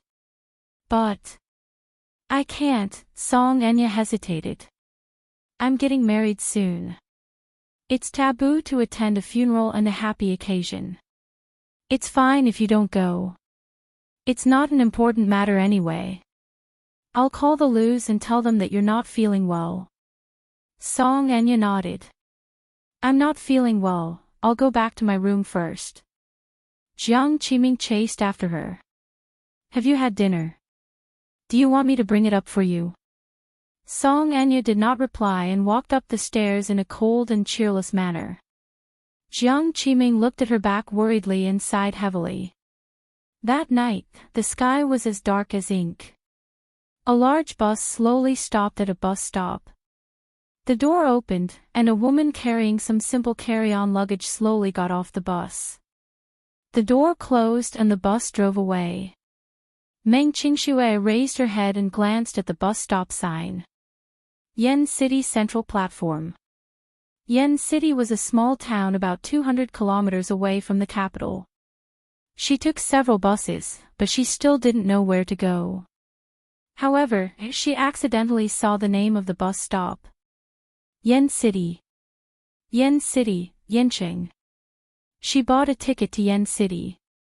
Before she got on the train, she bought some bread and water at the station to eat on the way. The 10-hour-long car ride was bumpy. Coupled with her early pregnancy reaction, she vomited out everything she had eaten. Fortunately, the few women in the car with her knew that she was pregnant and took special care of her. The journey was not too torturous. After getting out of the car, there was a village hostel on the opposite side of the road. Perhaps it was because of its history, 2 of the signboards were not lit up. Chapter 2500. She picked up her luggage and walked into the hostel. When she walked in, there was no one at the counter. After shouting for a long time, she finally heard movement from the small dark room. "She's here." A middle-aged man walked out in slippers. When he walked to the counter, he was surprised to see a pure and beautiful young girl standing in front of the counter. Yen City was a very small city. It was so small that almost no one knew about it. Most of the people living here were born and raised in Yen City. Yen City was very small, poor, and backward. Therefore, only the people in Yen City would rush to the big city, but no one in the city would rush here. Unless they were visiting relatives. The boss looked at her and was stunned for a while. He had lived for so long, but he had never seen such a beautiful girl. Yen City was surrounded by mountains. The girls who grew up in Yen City learned how to herd cattle and sheep in the mountains. Their skin was rough from the wild wind in the mountains, and they didn't know how to apply any skincare products. Young girls were not much different from middle-aged women in their 30s or 40s. Their hair was messy, their clothes were sloppy, and they didn't care about their appearance. But this girl was obviously from a good family. She wore decent clothes, had a pretty face, and her skin was extremely good. It was especially so for her eyebrows, which were as exquisite as a painting. Even though she was bare-faced and had only slightly drawn her eyebrows, she was still so beautiful that it was shocking. So beautiful. The boss sighed silently in his heart. Then he saw that Meng Qingxue looked thin and weak with a sickly pale face. He couldn't help but be curious. "Little girl, where did you come from?" Meng Qingxue didn't answer his question. Instead, she asked directly, "Boss, are there any rooms here?" The boss was startled and then said, "Yes." "Are you alone?" "Yes. Yes, I'm alone." "Judging from your accent, you don't seem to be a local. Are you here to look for someone?" "No, I'm just passing by. I'll leave early tomorrow morning." Meng Qingxue was alert and didn't say much to the boss. The boss had been running the hostel for so long and greeted all kinds of passers-by every day. Naturally, he knew how to read people's expressions. He knew that she was wary of him, so he didn't ask any more questions. "Take out your ID card for registration." Meng Qingxue immediately rummaged through her bag. Then, she suddenly thought of something. "If I use my ID card to register, will Mu Yanqing find me here?" At this thought, she trembled with fear. She looked up and forced a smile. "How can you go out without your ID card?" "Of course I'm an adult," she explained nervously. Meng Qingxue was speechless. "Are the prices here so cheap?" "It only costs 60 yuan a night. In the capital, a night's stay would cost at least 300 yuan. Chapter 2501. Could it be an unlicensed hotel? Her imagination ran wild as she took out 200 yuan from her bag and handed it over. The boss passed the room card to her. Room 209 on the second floor. If you want to take a shower, run the tap for a while before the hot water comes out. Okay. Meng Qingxue nodded. Just as she was about to turn around, a few shirtless young men came down from the stairs. Boss, 2 packs of 24 Furong King. The boss replied cheerfully, okay. He took out 2 packs of cigarettes from the counter and asked, how's the harvest tonight? Sigh, bad luck. I've lost so badly that I've almost lost all my wife's money. How much did you lose? 10,000 yuan. The boss was speechless. That's a lot. While they were talking, Meng Qingxue looked up and saw 2 bare-chested men with tattoos quickly walking down the stairs. Her heart skipped a beat, and she immediately became vigilant. She hid to the side, not daring to look at them. Judging from the appearance of the 2 young men, they were probably hooligans or something like that, right? They also spoke like a hooligan. In short, they weren't simple people. The 2 men also noticed her, and their eyes lit up. Seeing that she was dressed so beautifully, and it was so late at night, they naturally misunderstood her. Boss, when did your family start doing this business? Why didn't you say anything? We were just worried about not having any fun. These men obviously thought of her as a prostitute. The boss couldn't hide his embarrassment and immediately explained, Brother Dong, Brother Qing, you misunderstood. This is a guest of the hotel. It's not what you think. After saying that, the boss hurriedly gave her a look. Go up quickly. Room 209 on the second floor. Don't get the wrong room. Meng Qingxue quickly nodded. She clutched her bag tightly and walked up to the second floor with her head down. One of the young men saw her frightened expression and then looked at her appearance. She was so beautiful that it was as if water could be squeezed out of her skin. In Yen City, it was impossible to find such a beautiful girl. The girls in Yen City had rough skin. Even if there were some good seedlings, they would be destroyed by the wind in the mountains. Most of the girls who grew up in Yen City started doing farm work when they were young. They worked in the fields, did laundry, and cooked. How could they be so beautiful? Out of the blue, he had evil intentions, so when Meng Qingxue was about to brush past him, he actually reached out to stop her. Meng Qingxue bypassed his outstretched arm and was about to walk towards the stairs. The young man was also hot-blooded. Seeing that he was slapped in the face, he actually bumped her with his shoulder. Ah!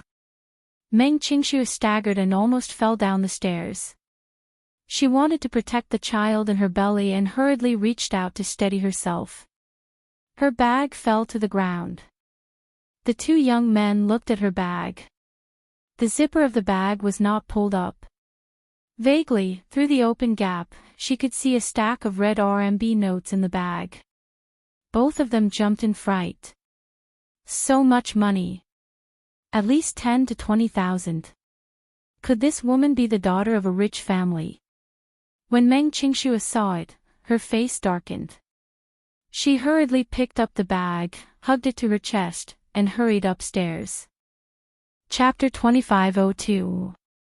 Let go. Meng Qingxue said coldly. The young man smacked his lips, looking very displeased. He muttered, "Why are you so fierce?" Then, he sighed. Seeing her nervous expression, he shook his head and said, "Don't worry. Young lady, we're not bad people. We're just curious. Why are you alone so late at night? It's very dangerous for a young lady to be out in the middle of the night." Meng Qingxue flung his hand away and said angrily, "Please behave yourself." Seeing that she was angry, the young man suddenly found it very interesting. "I behave myself. You're a young lady, but you're quite knowledgeable. Don't you know that I hate intellectuals the most?" As he spoke, he tried to pull her arm again. Meng Qingxue hated this kind of pulling the most. She took a step back and warned, "Don't get physical." "Why? Can't I?" The young man spoke like a hooligan. Hearing Meng Qingshue's warning, his attitude became even more rude. He bared his teeth and glared at her. Meng Qingxue was scared out of her wits. However, even so, she still pretended to be calm and said fiercely, "Please show some respect. Otherwise, I'm going to call the police." Seeing that she was going to call the police, the young man raised his eyebrows. However, he let go of her hand and cursed. The boss quickly came up to smooth things over. Brother Dong. She's a guest. If you make things difficult for her, you'll be destroying my place. She's a young lady, and it's not easy for her to come all the way here. She's rushing back to her room to rest. Don't make things difficult for her." Okay. I got it." Brother Dong waved his hand. The boss quickly gave Meng Qingxue a look. Meng Qingxue felt as if she had been granted amnesty. She hugged her bag and rushed up to the second floor. She found the room number and swiped the card to enter the room. As soon as she closed the door, she hurriedly closed the door as if there was an evil spirit chasing after her. She quickly locked the door and bolted the chain. Only when she was certain that she was safe did she let out a long sigh. She sat down on the bed and placed her bag beside her, but she was still in a state of shock. The standard room was very small, with a simple single bed covered with a yellowish-white quilt. Meng Qingxue raised her head and looked around. She saw that the small room did not even have a table or a television. There was not even an air conditioner, only a heater. She walked to the bathroom and took a look. It was also relatively simple. No wonder it was cheap. There was a very small skylight in the room. Meng Qingxue suddenly became nervous. She suddenly remembered a piece of news. It was also about a young lady who stayed alone in a hotel. There was a skylight in the room. A thief used something like sleeping incense and stuck it into the window. When people smelled the fragrance, they fell asleep. The thief then climbed in through the window and stole all the valuables. She hurriedly stepped on the bed, closed the skylight, and locked it. She only felt more at ease after she had locked all the windows and doors. By then, she was already drenched in cold sweat. She walked to the bathroom, turned on the tap, and turned on some water. When the water was hot, she took a simple shower and went to bed to rest. The night deepened. She lay on the bed. Just as she was about to fall asleep, she suddenly heard a series of footsteps outside the door. Ever since she became pregnant, she had been a light sleeper and was easily awakened by small sounds. Chapter 2503. Meng Qingxue opened her eyes abruptly and sat up from the bed in shock. She looked at the door warily. She subconsciously wanted to ask who was outside the door, but just as she was about to speak, she heard a familiar man's voice mumbling at the door. "This broken thing is quite difficult to deal with." The man beside him asked, "Can you do it?" "I should be able to." Immediately after, she heard a beeping electronic sound. Meng Qingxue could not help but suck in a breath of cold air. The two men's voices were not unfamiliar. They were the two gangsters she had met at the front desk of the hostel.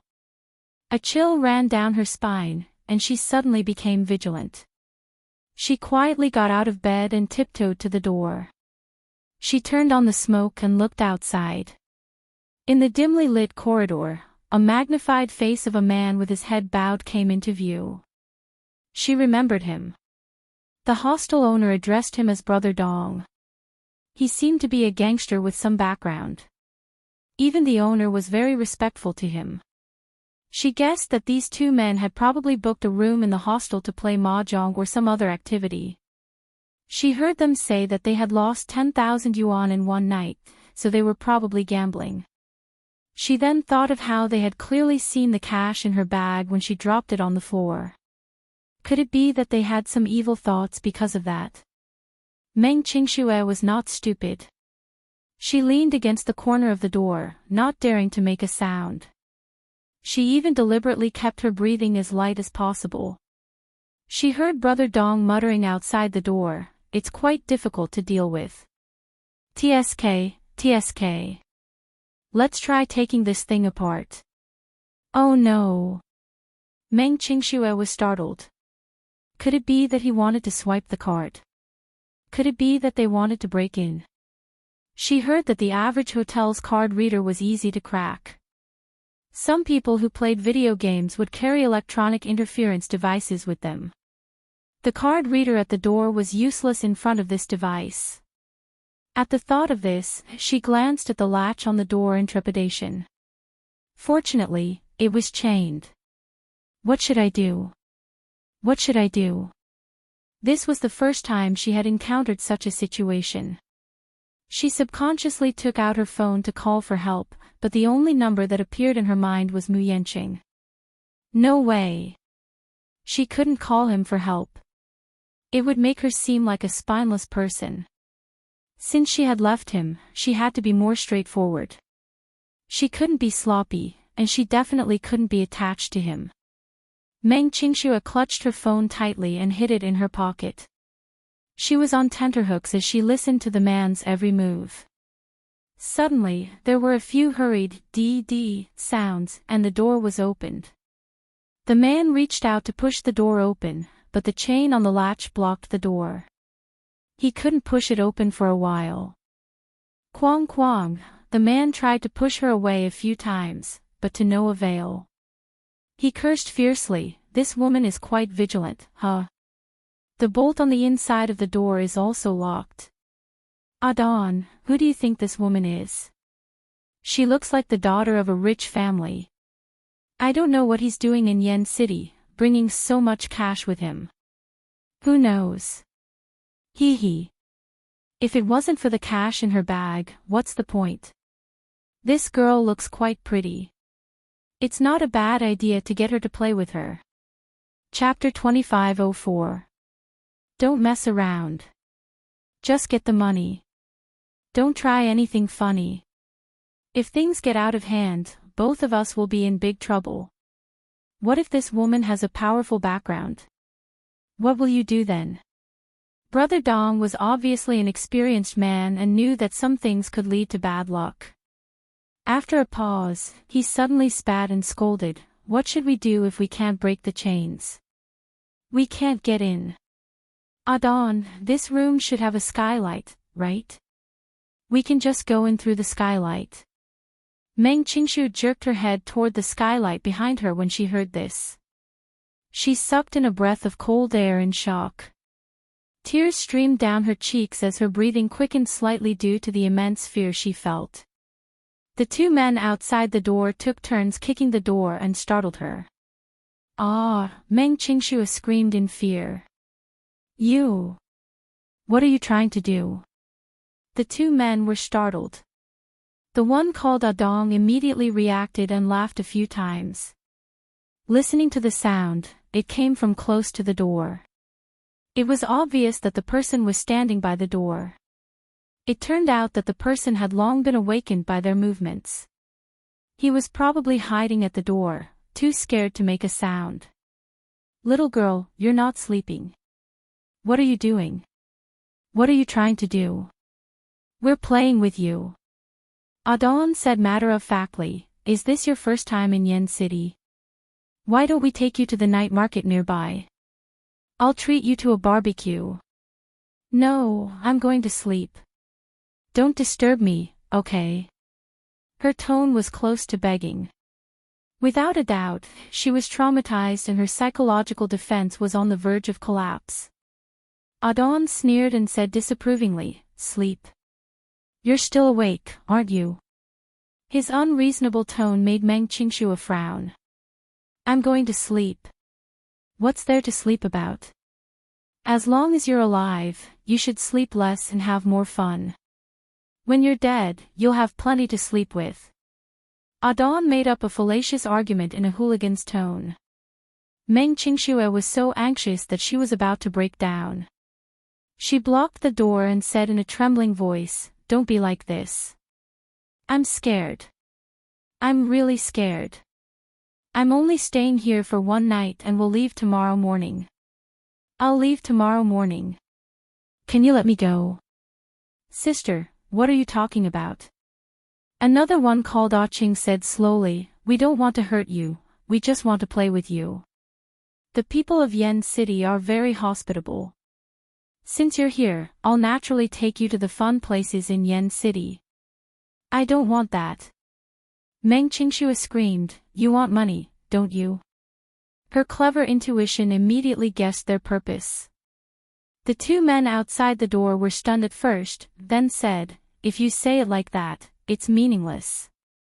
Since you've said it, it just so happens that we're short of money. Since you're so rich, why don't you be more generous?" "Damn it, I lost more than 10,000 yuan tonight. Little sister, why don't you lend me some money and I'll gamble again? I'll return it to you when I win it back." "No."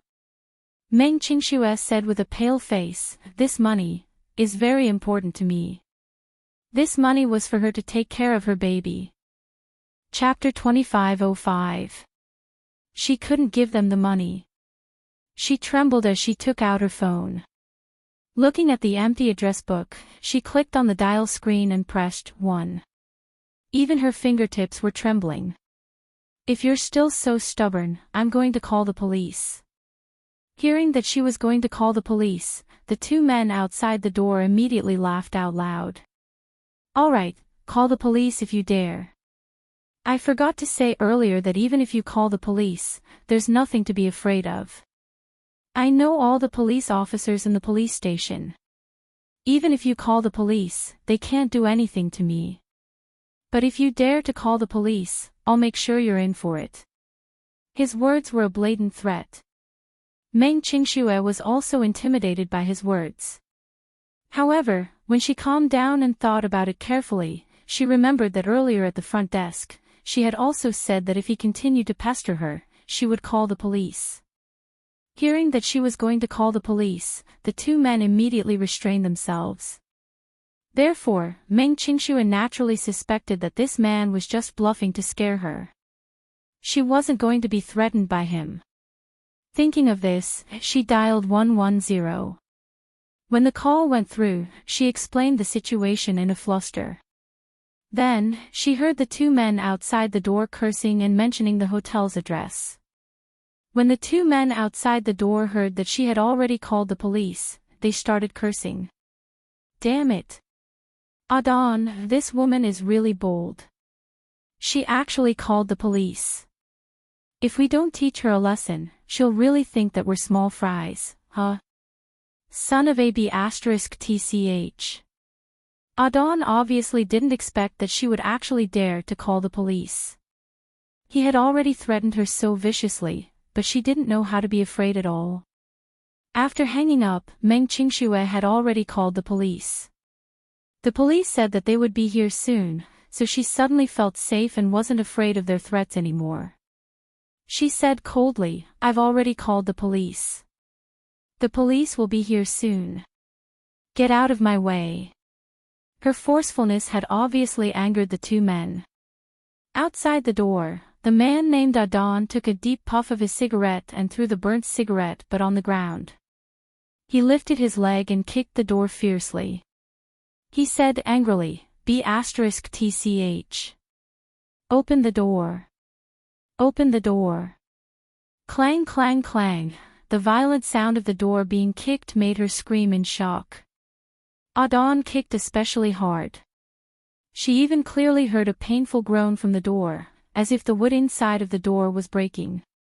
If he continued kicking with such force, he would break a hole in the door. "Are you crazy?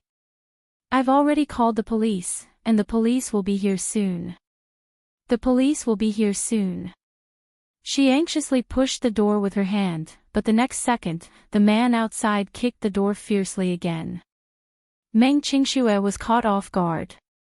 She took a few steps back from the impact of the door and hit the wall. Fortunately, she instinctively used her elbow to support herself. Even though the impact was too painful, her elbow was still red and swollen. She covered her painful joint. In her panic, she felt wronged and couldn't stop crying. She bit her lip hard, and the salty tears fell into the gap between her lips. It was extremely bitter. Chapter 25:06. Meng Qingxue said in despair, "Why do you have to go against me? I didn't mean to provoke you. Can you be merciful and not provoke me?" She hated the fact that she wasn't a man and didn't have the strength to protect herself in such a situation. It was said that men and women were equal, but the most hateful thing was that men and women weren't born equal. Women had always been the weaker group. They didn't have a man's tall stature or strong arms. In a critical situation, they didn't even have the ability to protect themselves. In such a situation, other than begging for mercy, what else could she do? This world was too cruel. The strong preyed on the weak. Did the weak deserve to be bullied? Did the strong have the right to bully the weak? What kind of strong person was that? The two men outside the door kicked and kicked at the door. Meng Qingxue, who was still in shock, could only curl up in a corner. She covered her face and cried uncontrollably. However, after an unknown amount of time, the two men outside the door finally knew to stop. Immediately after, there was a hurried knock on the door. "Is anyone there?" It was a woman's low voice. Meng Qingxue was awakened by the voice and raised her head abruptly. In such a dangerous situation, hearing a woman's voice made her feel strangely safe. She raised her head and asked with tears in her eyes, "Who is it? Are you the one who reported the case? Were you the one who called the police 10 minutes ago?" The woman asked. "I was. May I know who you are?" "I'm the police officer in charge of this area." The woman continued, "It's fine now. The troublemaker is under control. Could you please open the door?" Meng Qingxue was still in shock. She stood up in fear and looked through the peephole. She saw a young woman in a police uniform standing outside the door, looking anxious. Only then was she relieved. She carefully pulled out the latch and opened the door. The woman slowly pushed the door open and walked in. Meng Qingxue turned on the lights and stood aside with her head down. The woman glanced at her. There were obvious tear stains on her face, and her eyes were red and swollen. She looked pitiful. She immediately said, "My surname is Chu Ho. My name is Chu Ho. I'm sorry for being late. Are you okay?" Meng Qingxue was still in shock, her whole body trembling. Seeing her like this, Chu Ho couldn't help but soften his heart. This girl looked very young, probably very young. He didn't know why she came to Yen City alone. It seemed that she had suffered a lot. Her delicate appearance made people want to protect her. She quickly said, "It's okay. You're safe now." "Yes. Thank you, Officer Chu." Meng Qingxue was full of respect and gratitude. Another male auxiliary police officer was about to enter when Chu Ho suddenly turned around and shouted, "Don't come in." "What's wrong, Sister Chu? It's not convenient for you to come in." Chu Ho noticed from the moment he came in that this woman didn't seem to be wearing a bra. Hence, a certain part of her body was very obvious. It was not convenient for a male police officer to come in. "Wait outside the door." "Okay." Chapter 25:07. Meng Qingxue's fear finally subsided a little. Only then did she carefully raise her head to look at the woman. Standing in front of her was a woman in uniform. Her posture was straight and her figure was well proportioned. Under the brim of her cap was a face the size of a palm.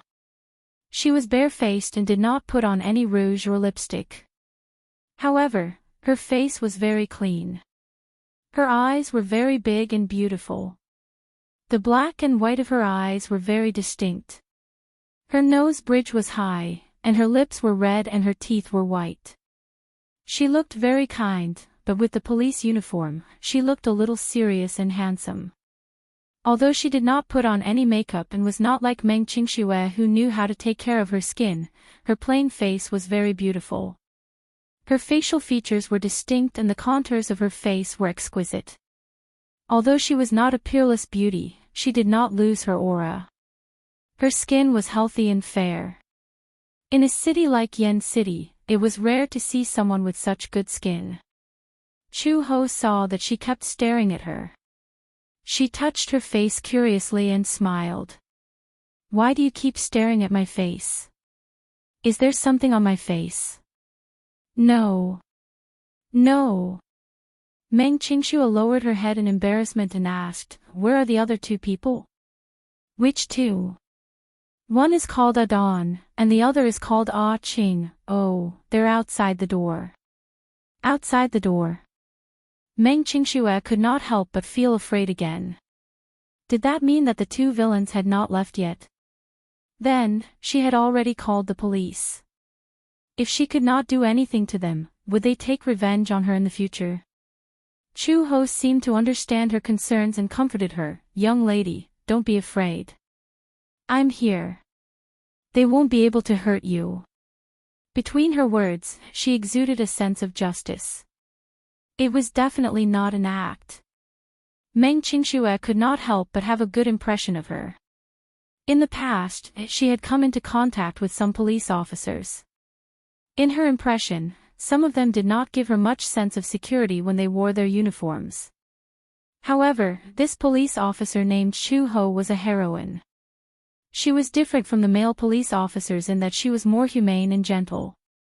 "Little girl," when Meng Qingxue heard this term, she couldn't help but laugh. "You don't seem to be much older than me. I should be a few years older than you, right? I'm 24. But you look about the same as me." As the two of them exchanged pleasantries, the tense atmosphere was immediately diluted. In order to calm her down, Chu Ho chatted with her briefly before saying, "Change your clothes. Let's go back to the police station and make a statement." Okay." Chu Ho went out of the room. About 10 minutes later, Meng Qingxue changed her clothes, combed her hair, and walked out. When Meng Qingxue walked out, she saw Chu Ho standing in front of Adon and Ah Chang with her hands behind her back. However, for some reason, the three of them seemed to know each other. What was even more unbelievable was that Chu Ho seemed to have a lot of authority in front of these two hooligans. In front of her, they trembled and lowered their heads. Whatever Chu Ho said, they obediently answered without any hesitation. Chu Ho asked, "Are you guys gambling again?" "It's not gambling. It's just a small matter. It's not a big deal." "Not a big deal." Chu Ho snorted coldly. "Not a big deal, and you're thinking of robbing other young ladies. Sister Chu, is it your turn to be on duty at the police station tonight?" Chapter 2508. What bad luck. Why was his luck so bad to bump into the demoness on duty and fall into her hands again? The gentleness on Chu Ho's face when she was talking to Meng Qingxue was nowhere to be seen. She looked stern. "You don't have to care who's on duty. I'm asking you a question and you have to answer honestly." Adon smiled obsequiously and stepped forward slightly. He said cheekily, "Isn't this an attempt? We didn't do it for real. We drank too much last night and the alcohol got to our heads, so, we were just trying to scare her." Chu Ho clicked her tongue impatiently and raised her leg to kick him, sending him to the ground. Who knew where she got her strength from to be able to sweep a 1.8-meter-tall man to the ground? Meng Qingxue widened her eyes in shock and disbelief. Adon groaned in pain. Chu Ho said expressionlessly, "Scare her. You're a man and you're here to scare a girl instead of doing what you need to do. You're lucky you didn't bump into me. Otherwise, I would have dislocated your arm." Adon crawled up from the ground in fear and trepidation. He said miserably, "Sister Chu, I was a jerk. I was wrong. I'll do whatever you want me to do. Just be gentle with me. I didn't use my brain. I didn't learn from my mistakes. I was wrong. I know I was wrong. There was a reason why Adon was so afraid of Chu-ho. Last time, it was also because of a crime. The cause of the incident was that Adon stole money from a widow's shop in the east of the city. The amount was not much, only a few thousand yuan, but this few thousand yuan was more than a year's worth of expenses for that family. The widow had a child and two elderly people. They were living a hard life. To make ends meet, they opened a fast food restaurant next to the factory in the east of the city. The whole family relied on this small restaurant for their daily necessities. In the early years, her husband went abroad to work to help build railways in Africa. In the end, he contracted an epidemic and died in a foreign land. In the end, even his body could not be brought back. The poor woman had lost her husband, so she had to earn her own living. She worked hard to run the fast food restaurant to make ends meet.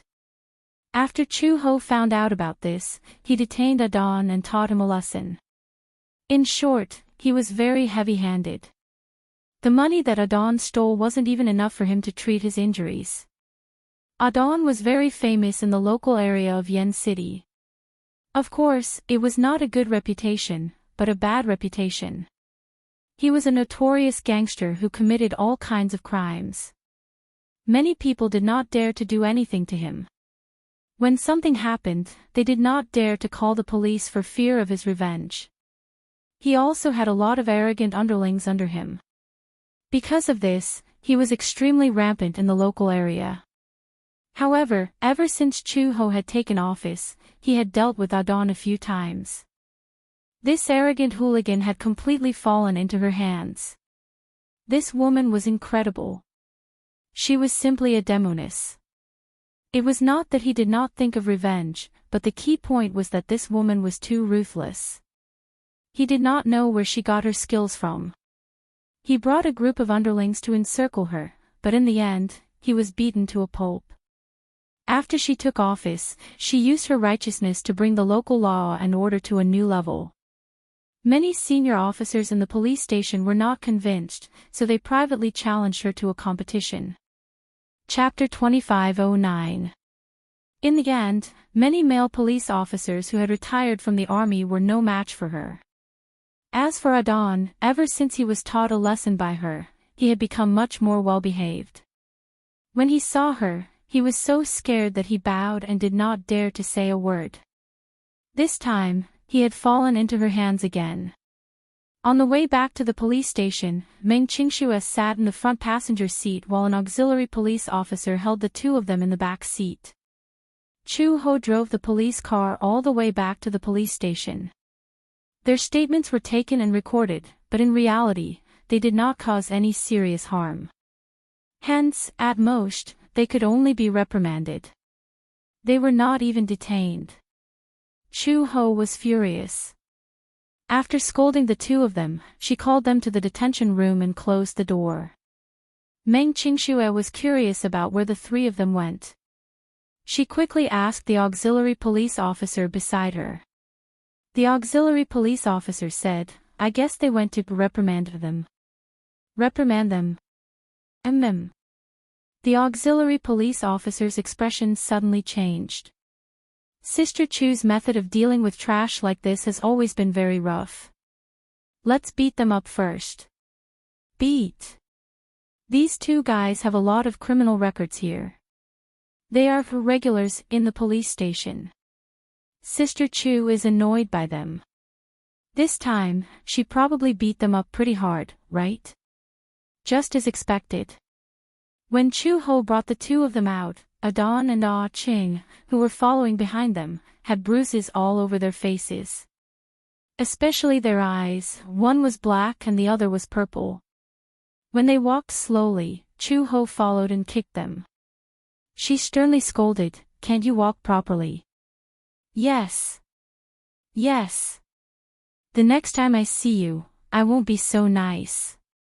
Chu Ho said with a look of disgust. Two grown men looking for trouble with a girl. I feel ashamed for you. Sister Chu, we know our mistake. We won't do it again. Chu Ho said coldly, Don't do it again. You won't be able to avoid going to jail. The two of them left the police station with their faces covered in dirt. They looked like rats crossing the street. Chu Ho walked to Meng Qingxue. She raised her eyebrows and smiled. Okay, it's okay. You can go back now. Meng Qingxue was suddenly a little worried. She stammered, wanting to say something, but hesitated. Suddenly, she asked worriedly, I definitely don't dare to stay in that hostel. I just don't know if there are any other hostel around here, or a cheaper one. I'll stay here for a night and look for a place to stay tomorrow morning. Looking for a house. Chu Ho was surprised. Are you looking for a house in Yen City? Yes. Why? Chu Ho was even more puzzled. Only the people here are racking their brains to rush to the city, but I've never seen anyone from the city come to this remote and desolate place. Meng Qingxue wanted to say something but hesitated. Her face was full of worry. Chu Ho knew that she was going back to the hostel alone. He was worried that the two hooligans would go back and take revenge, so he said helplessly, If you don't mind, why don't you come to my house first? It just so happens that I'm also getting off work, so I'll give you a ride home. Can I? Meng Qingxue was a little uneasy. Won't I disturb you? Chu Ho shook her head and said generously, No, you won't. There's only me and my son at home. The house is quite big, so there's an empty room for you to stay in. Meng Qingxue was a little surprised. Son. You're married. She was surprised because Chu Ho was so young that she didn't look like a married woman with children. Chu Ho shook her head. No. Chapter 25:10. Meng Qingxue suddenly realized that she had asked too much. She immediately shut her mouth and said resentfully, I'm sorry, I shouldn't have asked about your private matters. It's fine. Chu Ho said, I don't know how to answer this question because I don't know who the father is. How can that be? Meng Qingxue frowned curiously. She was more concerned about this topic because she might have found a kindred spirit. A single mother. An unmarried pregnancy. Living alone with a child. Chu Ho's characteristics were too similar to hers. It was as if he was a projection of her. Perhaps, this woman had a more complicated past. However, Chu Ho's words, because I don't know who the father is. She was completely shocked. How could he not know who the father was? Chu Ho saw that her eyes were full of curiosity, but he didn't seem to be disgusted. He smiled and said casually, This matter is complicated. We'll talk about it later. I'm going to change first. Just wait for me here. Okay. Meng Qingxue sat on the chair obediently and waited. When Chu Ho walked out after changing into his casual clothes, Meng Qingxue immediately stood up. Let's go back to the inn.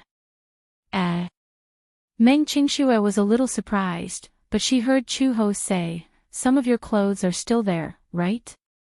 Plus your deposit, it should be returned. She immediately said, Actually, it's fine if you don't return it. Is it really fine? Chu Ho stopped in his tracks and looked her up and down unhurriedly. Suddenly, he smiled and said meaningfully, Since you're pregnant and want to give birth to the child, you need to spend money on food and clothes. Naturally, you have to save some money. Meng Qingxue was shocked. She opened her mouth but didn't say anything in the end. She followed him silently. Chu Ho drove a motorcycle. He started the engine and put on the helmet. Then, he patted the back seat and said, Get on. Meng Qingxue got on. Hug me. The wind is strong. It's better to hide behind me. Aren't you cold? I'm used to it. I have a good physique. Okay. Chu-ho drove her back to the inn and took back the deposit and clothes. The inn owner also felt embarrassed about what had happened. Moreover, he gave Chu-ho face, so he gave her the money for the room. On the way back, Meng Qingxue asked curiously, "Officer Chu, just call me Sister Chu. How did you know that I'm pregnant?" She didn't mention anything about it from the beginning to the end. How did she find out? Chu, he said, on the way here, when you were sitting in the front passenger seat, I saw you lowering your head and silently stroking your lower abdomen. Only pregnant women would do such a thing. Meng Qingxue was stunned for a moment. Then, she realized what was going on. She couldn't help but admire her keen observation. You were so observant. Where's the child's father? Chu-ho suddenly asked, why are you alone? Isn't the child's father with you? Meng Qingxue's face suddenly showed a look of disappointment. Then, she smiled bitterly and said, my father doesn't want this child, but I want it, so. Chapter 25:11. Meng Qingxue was surprised by her analytical ability. She was stunned for a moment before she said, I really can't bear to do that. This is our flesh and blood, and also my first child. I can't abandon him. Maybe it's because of my maternal instincts. Just imagine how painful it would be to have an abortion and the separation of flesh and blood. Did that man let you down? Chu-ho suddenly asked. Meng Qingxue's gaze was a little empty. She lowered her eyelashes silently and suddenly laughed. It's not that I let him down. It's just that from the beginning to the end, it was more of my wishful thinking. I realized that I shouldn't continue to be obsessed with him since I've woken up from my dream. Now, I just want to rent a small house in a small, nameless city, peacefully give birth to the child, and raise him. There aren't many vacant houses for rent in Yen City because the people here are more conservative. They're not very willing to rent out their houses. Chu-ho changed the topic. However, if you don't mind, you can stay at my place. Your place? Chu-ho said, I bought a house last year. Although it's not big, there's an extra room. If you don't mind, you can stay there. Really? Meng Qingxue was overjoyed. She didn't expect to find a stable place to live so quickly. More importantly, the person who provided the house was the police, so at least her personal safety was guaranteed. How about the rent? There's no need to pay rent, right? Anyway, the house is empty, and now there's a layer of dust on it. Meng Qingxue was dissatisfied. The rent should be paid. Since I'm living in your house, then I should pay you rent. There's no doubt about that. If you insist on giving me 300 yuan, then I'll take it.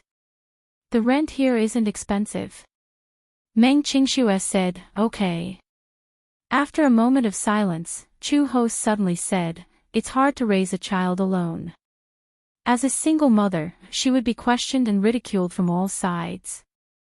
The cost of food, clothing, and all the expenses would be like a mountain pressing down on her shoulders.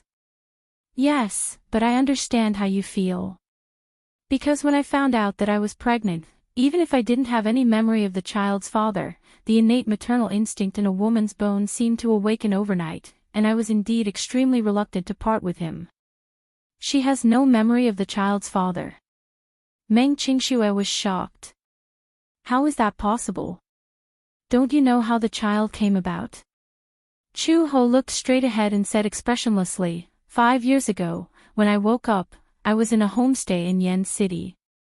Yen City is close to the sea. They all said that I was fished out from the sea. When they found me, I was lying on a large wooden board and had fainted. Fortunately, my limbs were frozen stiff, so I didn't fall into the sea. When I woke up, I had almost no memory. I didn't even know my own name. The name, Chu-ho, was given to me by myself. No memory at all. Meng Qingxue asked carefully, is it because of amnesia?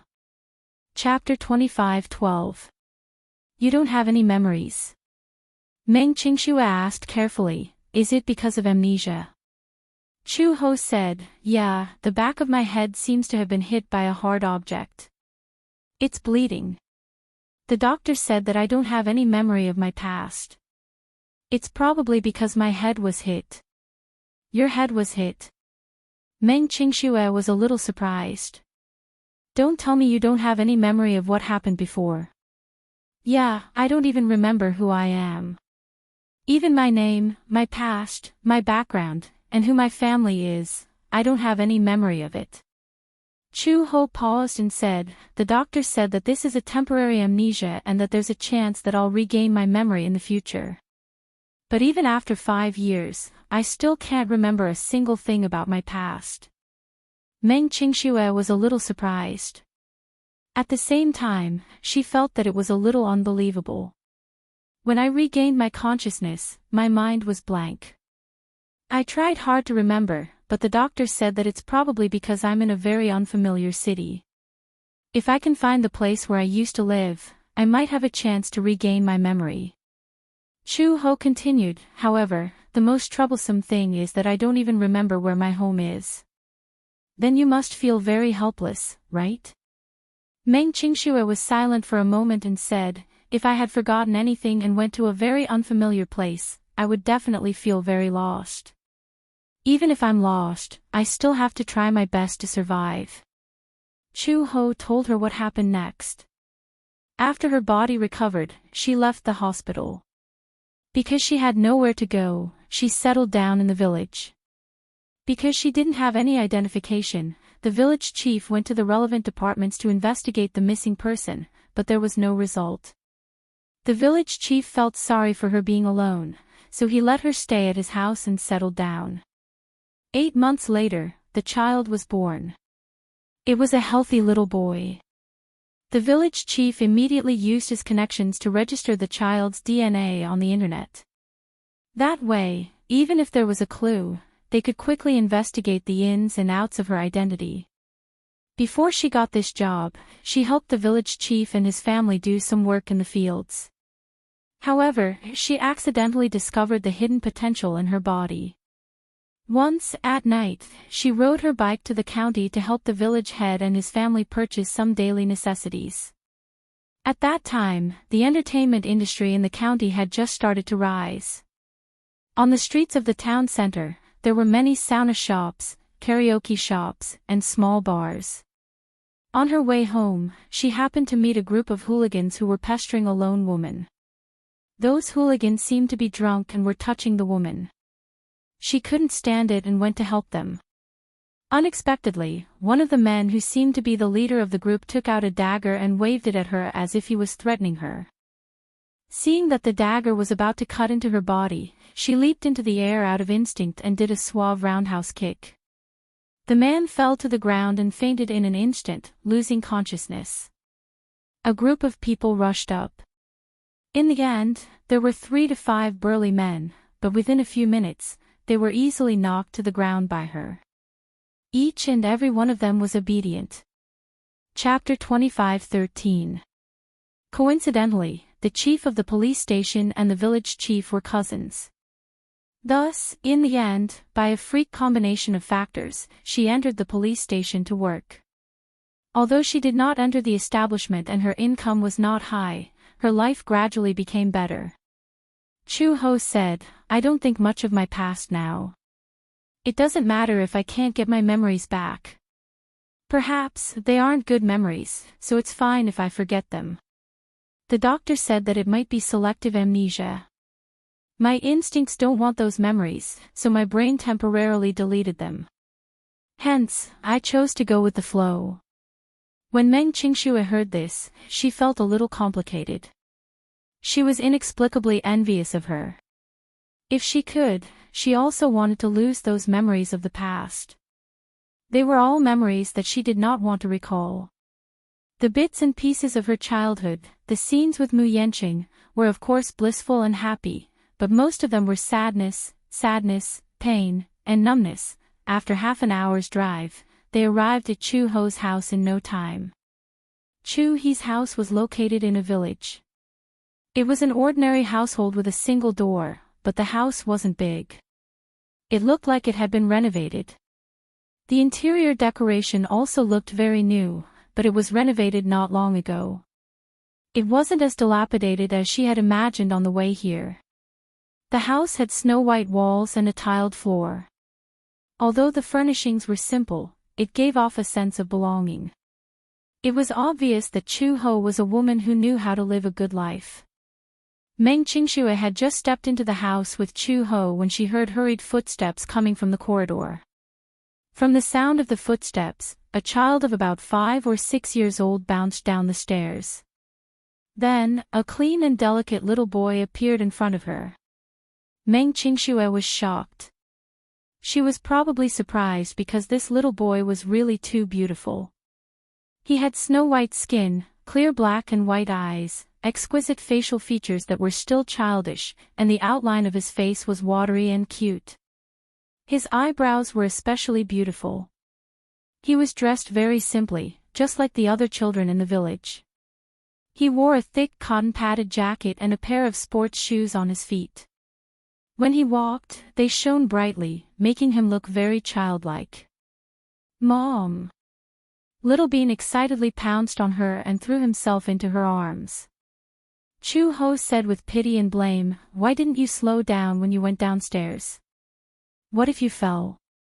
Meng Qingxue, who was standing at the side, could not help but feel warmth in her heart. The Chu Ho of today was no longer as dignified and righteous as when she faced the two hooligans, nor was she as cool and handsome as when she was in uniform. She gently held the little girl in her arms, her whole body exuding the unique radiance of a mother. "Are there any good girls at home?" "Yes. The baby is very obedient at home. He went to bed early in the morning and didn't peek at the TV." The little bean said in all seriousness. His childish voice was innocent and unaffected. However, his words revealed that he was trying to hide something. If he went to bed early in the morning, he would still be wearing sneakers. He must have secretly watched TV and hadn't slept yet. His little brain was so innocent and cute that she did not know whether to laugh or cry. However, Chu Ho did not expose him. Instead, she scratched the tip of his nose and deliberately said fiercely, "Why did you come down when you were asleep? Did Mommy wake you up?" Chapter 25:14. Little Bean said solemnly, "Otherwise, when Mommy opens the door, the house will be empty. She'll be very lonely." "Good boy." Chu Ho paused, then carried him to Meng Qingxue and said, "Come, Xiao Bao, greet Auntie." Little Bean looked at Chu Ho curiously, then at Meng Qingxue. Curious and surprised, he asked, "Who is this Auntie? Is she Mommy's guest?" "Yes. From today onwards, this Auntie will be staying with us. From now on, she'll be our guest. Xiao Bao, you have to be good. Don't be naughty and cause trouble for Auntie." "Why would I?" Meng Qingxue retorted, "How can I cause trouble? I like children.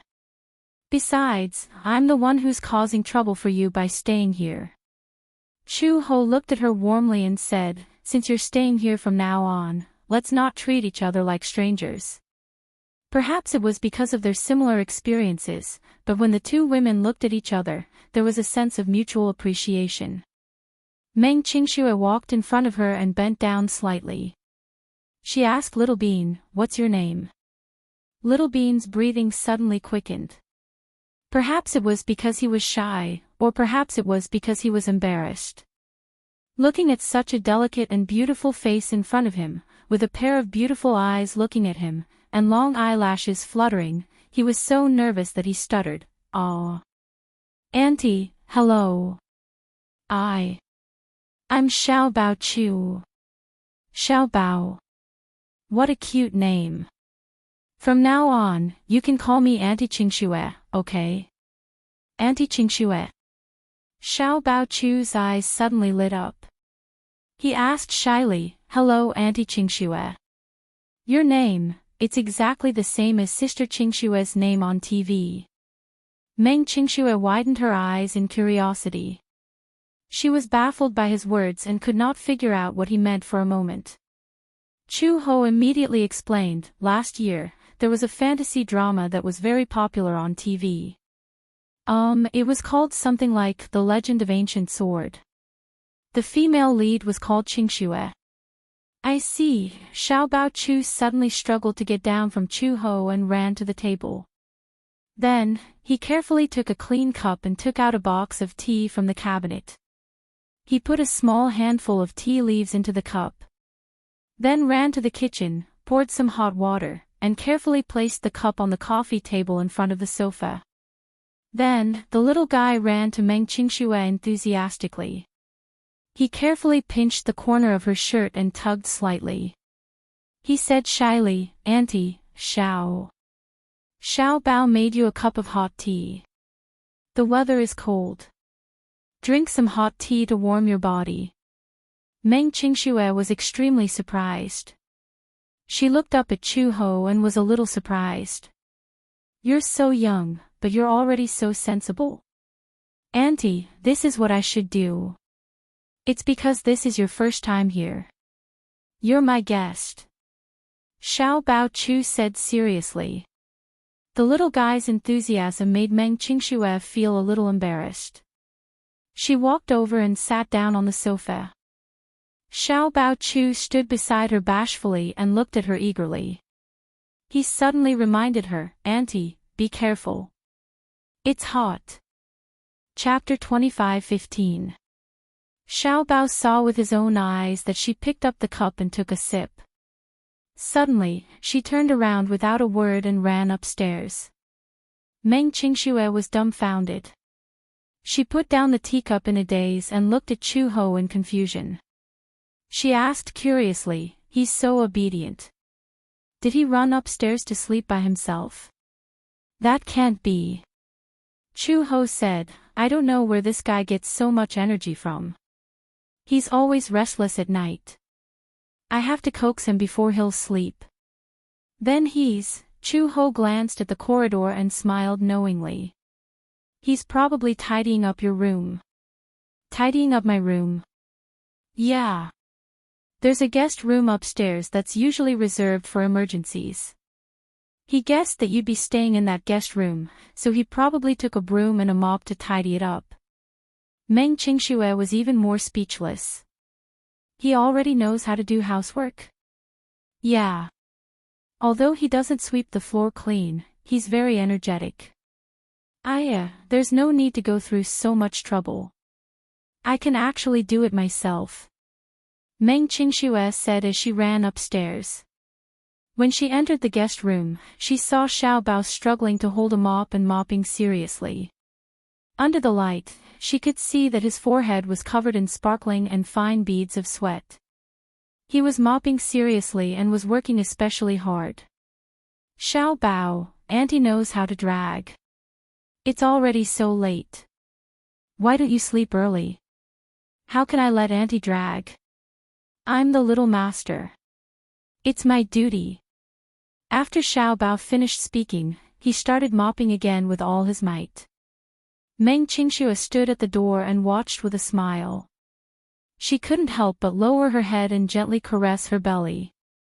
She thought to herself, "How nice would it be if the baby in my belly grew up to be so sensible and well-behaved? That would save her a lot of trouble." After the floor was mopped, Chu Ho also packed up and came upstairs. He immediately asked, "Xiao Bao, are you done mopping the floor?" Xiao Bao walked over with a mop in his arms. He stood in front of her and saluted her with his little hand. Like a soldier, he said firmly, "Yes. Mom, it's done. Then go to bed early." Xiao Bao suddenly chuckled a few times, then bashfully moved to Chu Ho's side and asked carefully, "Mom, seeing that I'm so obedient, can you let me watch another cartoon tonight? It's so late and you're still watching cartoons." Chu Ho's face immediately darkened and he said sternly, "Not allowed." Go to bed early, okay? Is it really impossible? Chu Xiaobao hugged her thigh pitifully. Looking up at her, she said aggrievedly, just one episode. It was just one episode. Xiaobao took a nap in the afternoon, so I'm not sleepy now. But Mom is tired. After a day of work, I'm very sleepy now. Don't you want to sleep with Mom? Upon hearing Chu Ho's words, Xiaobao didn't insist anymore. Pursing his lips, he nodded and said, then Xiaobao will sleep with Mom. That's a good boy. As Chu Ho said this, he looked up at Meng Qingxue and said, it's late. Go to bed early. Okay. This guest room has a bathroom and hot water. Wash up and rest early. As Chu Ho said this, he closed the door for her. Meng Qingxue placed her luggage on the table and then looked around the room. Chapter 25:16. The furnishings in the house were simple. There was a 2-meter bed, a 5-door wardrobe, a table, and an LCD TV. She walked to the bathroom. Although it was not big, it had everything she needed. There was a shower, a toilet, and a sink. She turned on the tap and hot water immediately came out. Meng Qingxue hung her clothes in the wardrobe. She did not bring many clothes with her. When she was unpacking her luggage, a photo accidentally fell out. She picked it up and glanced at it. It was a selfie of her and Mu Yanqing. She was the one who had dragged Mu Yanqing to take this photo. He was initially unwilling, but she had to act coquettishly before he reluctantly agreed. She pulled the man, who was more than 1.8 meters tall, into the small studio and reluctantly took a photo with her. After that, he refused to take another selfie. In the photo, Mu Yanqing's face was stiff. He reluctantly curved the corners of his lips, looking a little reluctant. Meng Qingxue stared silently at the photo for a long time. Unknowingly, her eyes turned red. Drops of crystal-clear tears fell on the photo and stained it little by little. She pursed her lips and held back her tears. She silently wiped them away. Then, she hardened her heart and gritted her teeth. She pinched the corner of the photo and tore it into pieces in a fit of anger. She hardened her heart and forced herself not to piece together her broken feelings. She grabbed the scattered remains of the photo, rolled them up, and threw them into the wastepaper basket. Meng Qingxue had already taken a shower at the hotel. Hence, she washed her face, brushed her teeth, and went to bed. The next day, when she woke up, Chu Ho had already woken up early. He sent Xiao Bao to kindergarten and returned home. Meng Qingxue handed over a sum of money wrapped in an envelope. There's more than 3,000 yuan here. I may have to stay here for a while. Sorry for the trouble. Chu Ho did not refuse and accepted it. Based on their interactions last night, she had a good understanding of Meng Qingxue's character. Meng Qingxue was more principled and strong-willed, which was similar to her in this aspect. If she insisted on not accepting the gift, she would feel a little uncomfortable. After accepting the rent, Chu Ho thought to herself that she could allocate a portion of the money to buy some tonics for her to nourish her body. She could tell that Meng Qingxue's body was not in good condition and needed to be nursed back to health. Fortunately, although Yan City was small, it was a place with beautiful scenery and was very livable. Every household had their own farmland. Therefore, most of the residents in Yan City were self-sufficient. The vegetables and rice they ate were all grown from their own fields. They were very healthy. Meng Qingxue suddenly asked, "Are there any simple jobs in the village? I don't have much money, so I want to do some manual work. Do you know how to do it?" "I've been doing manual work since I was young." Meng Qingxue's family was not considered rich since she was young. Hence, she helped her family do manual work since she was young. She sewed clothes, knitted sweaters, and knitted scarves. Sometimes, she would do some manual work. Chu Ho thought hard for a while and said, "There's a workshop in the village that specializes in making lanterns." Lanterns? Yes. They make handmade lanterns in the shape of various animals and sell them in the market. One lantern costs 15 yuan. If you're fast enough, you can make 10 in a day and earn more than 100 yuan. You can try. More than 100 yuan. Chapter 25:17. Sure. My handiwork is very meticulous. Meng Qingxue was greatly excited. Can you introduce me to it? Of course. By the way, don't you have to work in the afternoon? I'm on the night shift this week and work at 7 p.m. I'll ask around for you in the afternoon and get back to you. Okay. In the afternoon, Chu Ho returned home looking very happy. Qingxue, I've asked around for you. The workshop isn't far from here. It's only a few hundred meters away. However, I was wrong before. It only costs 10 yuan to make a lantern. Are you willing to do it? 10 yuan is good too. It's a lot. But don't force yourself too much. After all, you're pregnant. Are you having a bad pregnancy reaction now? A little, I guess. Chu Ho said, if you're really not feeling well, don't force yourself. I'll help you contact someone later. You can start work tomorrow. They're short of manpower. Okay. As such, she decided to settle down here. Meng Qingxue went to work at the workshop at 8:30 a.m. sharp every day. Even though it was considered work, the atmosphere was relatively peaceful. Unlike the scheming in the workplace in the metropolis, the villagers were simple and warm. They took special care of an outsider like her. She got the hang of it very quickly. At first, it took her 2 hours to make a lantern.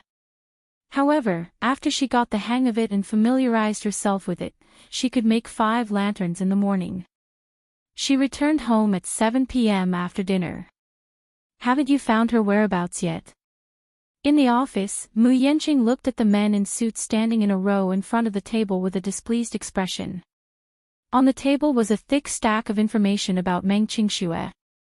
Everything about her, from her background to her DNA, was in the file. However, after half a month, he had sent countless people to search for her, but they could not find a single strand of her hair. This woman was too ruthless. She left without leaving a trace. It was as if she had evaporated into thin air. Mu Yanqing hated her so much that he gritted his teeth. The more he loved this woman, the more he hated her. Why did she leave? She left without saying a word after leaving such a message. She made it seem like he was the one who chased her away. Why was he talking to himself like that? Who gave her the right to do so? The more he thought about it, the angrier he became. With a cold expression, he picked up the documents on the table and slammed them on the floor. Chairman Mu, please calm down. We've already sent out our best men to search for him. However, to find one person in so many cities was indeed a little tricky. However, if they continued to search, they would definitely be able to find her whereabouts. Don't worry, we will definitely find him for you. The reason why they addressed him as Chairman Mu was that the news of him taking up the position of Dishing Financial Group CEO had been publicly announced this morning. When Mu Yanqing walked into the Mu Group's building, all the Mu Group's employees addressed him respectfully as Chairman Mu. As for the inheritance ceremony, it would be held in a week's time. Suddenly, someone knocked on the door. Come in. A woman who looked like a secretary suddenly walked in and reported with a smile, Chairman Mu, Miss Song is looking for you. We have arranged for her to wait for you in the reception room. Chapter 25:18. Miss Song. Which Miss Song? It's your fiancée, Miss Song Enya. Mu Yanqing was stunned for a moment as he muttered inwardly, what is she doing here at this time? Just tell her that I'm busy and can't meet her. He was currently feeling frustrated and did not want to be disturbed by that woman. Then, the secretary cautiously said, I'll tell her that you have a meeting to prepare for later. Yes, just say that. The secretary then retreated respectfully. Unexpectedly, a few minutes later, the sound of high heels clicking could be heard from outside the door. Without knocking, Song Enya pushed the door open and rushed in. She said rudely, meeting. What meeting is so important that even I can't be seen? Mu Yenqing raised his head and frowned, looking displeased. Didn't I say that I'm busy now? Can't you wait until I'm off work? Do you have to avoid me like this? Could it be that, in your eyes, I'm some kind of scourge? Annoyed, Mu Yenqing turned his face away and refused to look at her. I have something to talk to you about. What is it that you have to talk about in the office? We only talk about business in the office and not private matters. She was instantly enraged when she heard this and took a step forward agitatedly. Mu Yenqing, what kind of attitude is this? Listen to me carefully. Song Enya's words came to an abrupt halt as her gaze landed on the scattered papers on the floor. Curiously, she walked forward and picked up one of them, only to see Meng Qingshue's photo on it. It was actually information about Meng Qingxue. Her heart skipped a beat as she felt extremely humiliated.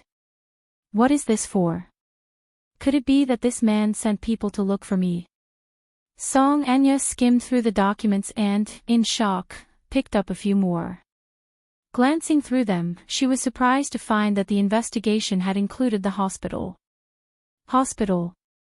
What kind of situation would require them to investigate the hospital? Could it be? Song Enya immediately thought of a possibility. This woman is pregnant. Pregnant? Then, isn't this woman a big threat to me? To rich families, a woman's birth was not the biggest threat came from the child in her stomach. She had plenty of means to make it difficult for this woman to step into the Mu family for the rest of her life. However, the child in her stomach might not be. If she was pregnant and gave birth to the child, once Mu Yenqing found the child and brought it back to the Mu family, the most terrifying thing was that if the child in her stomach was a boy, the threat to her would be infinitely increased. She's pregnant. Song Enya questioned her with the document in her hand. Is she pregnant with your child? Her words were aggressive and extremely sharp. Mu Yenqing was extremely displeased with the way she was questioning him. It was as if she were interrogating a criminal. Therefore, when he spoke, his tone was not that friendly. My matters have nothing to you. You are my fiancé. How can your matters have nothing to do with me? Chapter 25:19. With that, she took a step forward and ordered, You must abort the child in her womb. Who are you to question the Mu family's child? How can you abort it just like that? Song Enya originally thought that with her strong tone and attitude, he would definitely compromise a little in front of her. Unexpectedly, he gave her an order back. No. What? She laughed in anger. Mu Yenqing, don't tell me you're planning to wait for this woman to give birth to the child and then bring this unknown B*ST*RD back to the Mu family. Unknown B*ST*RD. He sneered and retorted, how can it be an unknown B*ST*RD? The blood of the Mu family is not a B*ST*RD. The child in her womb is my flesh and blood, it's my seed. It's not up to you to decide whether this child stays or goes. Are you so sure that this B*ST*RD is yours? Song Enya provoked him in an extremely sinister manner. Meng Qingxue is a young model.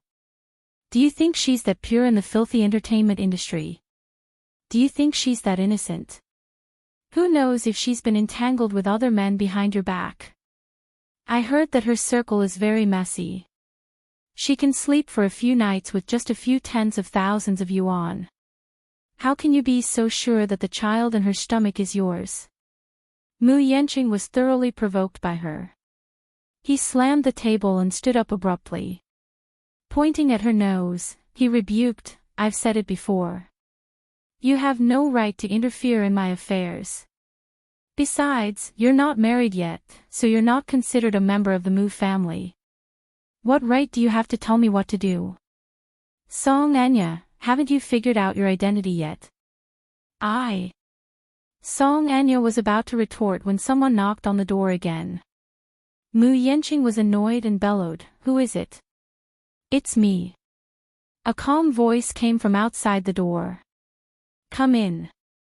Just as he finished speaking, the door was pushed open and Minyu, who was dressed casually, walked into the office with a stack of reports in his hand. Mu Yenqing looked at him and asked coldly, "What's the matter?" "Master Yenqing." Mu Yenqing cut him off coldly. "Are you blind? Didn't you see Mu Group's announcement today? From today onwards, I am officially the CEO of Dishing. According to the rules, you should call me Chairman Mu. In the Mu Group, we have to be clear about etiquette, and we have to be clear about who is superior and who is inferior." Minyu shot him a frosty look. Instead of his usual suit, he was dressed in casual attire today. He walked up to Mu Yenqing and nonchalantly tossed a stack of reports on the table. Mu Yenqing glared at him and then followed his action to look at the reports on the table. He asked quizzically, "What's this?" "This is my resignation letter. The Human Resource Department said that my resignation letter needs your approval." After saying that, he put on a nonchalant expression, and his gaze was light and indifferent. "Young Master Yenqing, I've said before that the day you officially succeed your position will be the day I leave the Mu Group. I'm here to ask for your resignation." Chapter 25-20. Minyu looked at him with indifference. There was not a hint of reluctance on his face. It was not that he did not have any feelings for the Mu Group. From the day he became Mu Yaja's special assistant, he had sworn that he would not leave this place unless the Mu Group collapsed. However, since Mu Yaja was no longer with the company, there was no point for him to stay. His loyalty had never been for the Mu Group, it was only for Mu Yaja. Song Anya was also stunned. She was no stranger to Minyu. When she first met him, he was merely an administrative assistant by Mu Yaja's side. He was the confidant whom the latter had promoted all the way to the top. He was loyal to Mu Yaja, so she was not surprised to see him resign. Mu Yenqing glared fiercely at his assistant. After sizing him up, he suddenly sneered and said contemptuously, "Mu Yaja, you've raised a loyal and good dog." Minyu did not seem to take his blatant humiliation to heart. Instead, he said expressionlessly, "It doesn't matter if he's a good dog or not. Even a dog will recognize its master. Besides, a good dog will only recognize a good master." Without waiting for Minyu to finish, Mu Yenqing continued coldly, "What if I refuse to sign this report?" Minyu said unhurriedly, "Then, I'll unilaterally terminate my contract with your company." Mu Yenqing's eyes widened in surprise. With a look of disbelief, he laughed in anger. "What did you say? It doesn't matter if you sign this contract or not. If you don't sign it, you'll be dealt with according to your company's rules and regulations. Any employee of the Mu Group who is absent from work for 5 days will be dealt with accordingly." After saying that, Minyu paused and nodded elegantly. With a smile, he said, "Young Master Yenqing, I'll take my leave now." With a faint smile, he turned around expressionlessly and walked toward the door without looking back. He did not seem to care about Mu Yenqing's ashen face as he turned to leave. Mu Yenqing's face instantly turned red. No matter how elegant he was, he could not maintain his composure at this moment. He growled, "Stop right there. Did I say you could leave?" Unexpectedly, Minyu didn't even turn his head. It was as if he didn't hear him at all. He opened the door and left. Bang! The door slammed shut with a loud bang. The muscles on Mu Yenqing's face twitched for a moment. His gaze was sinister and ferocious as he gritted his teeth and turned around.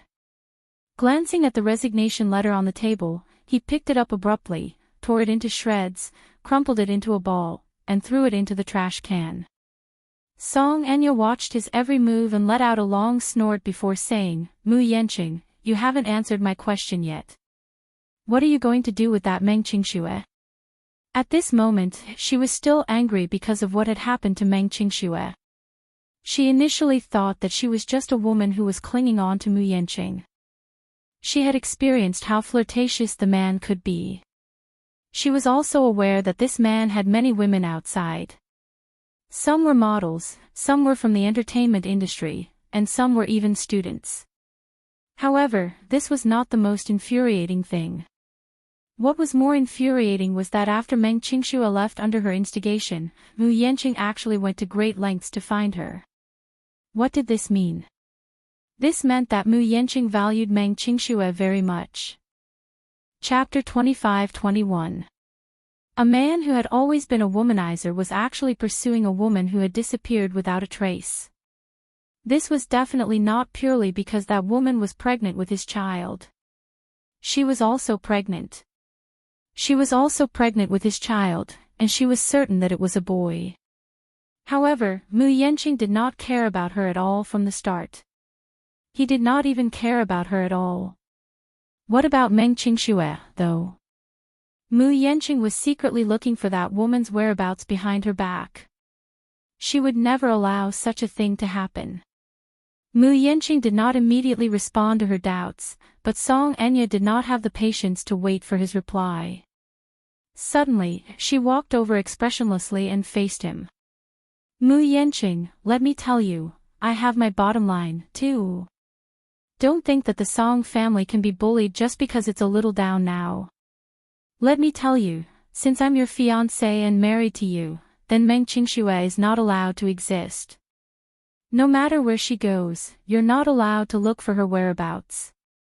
If you still care about my feelings, I'll have to trouble you to quietly kill the child in her womb. I, Song Enya, am not that easy to bully." Mu Yanqing suddenly laughed eerily and said coldly, "Song Enya, you're really naive. Do you think that you have the right to control me just because you're my fiancé in name? Dream on." "What?" Song Enya looked sullen. "Mu Yanqing, I control you. I'm controlling you. I'm just defending my rights as your future wife. I'm protecting my legal rights." Mu Yanqing immediately interrupted her impatiently. "We haven't even collected our marriage certificate, so how can it be legal? Besides, what I hate the most is the way you talk about your selfishness as if it's the most righteous thing you've ever done."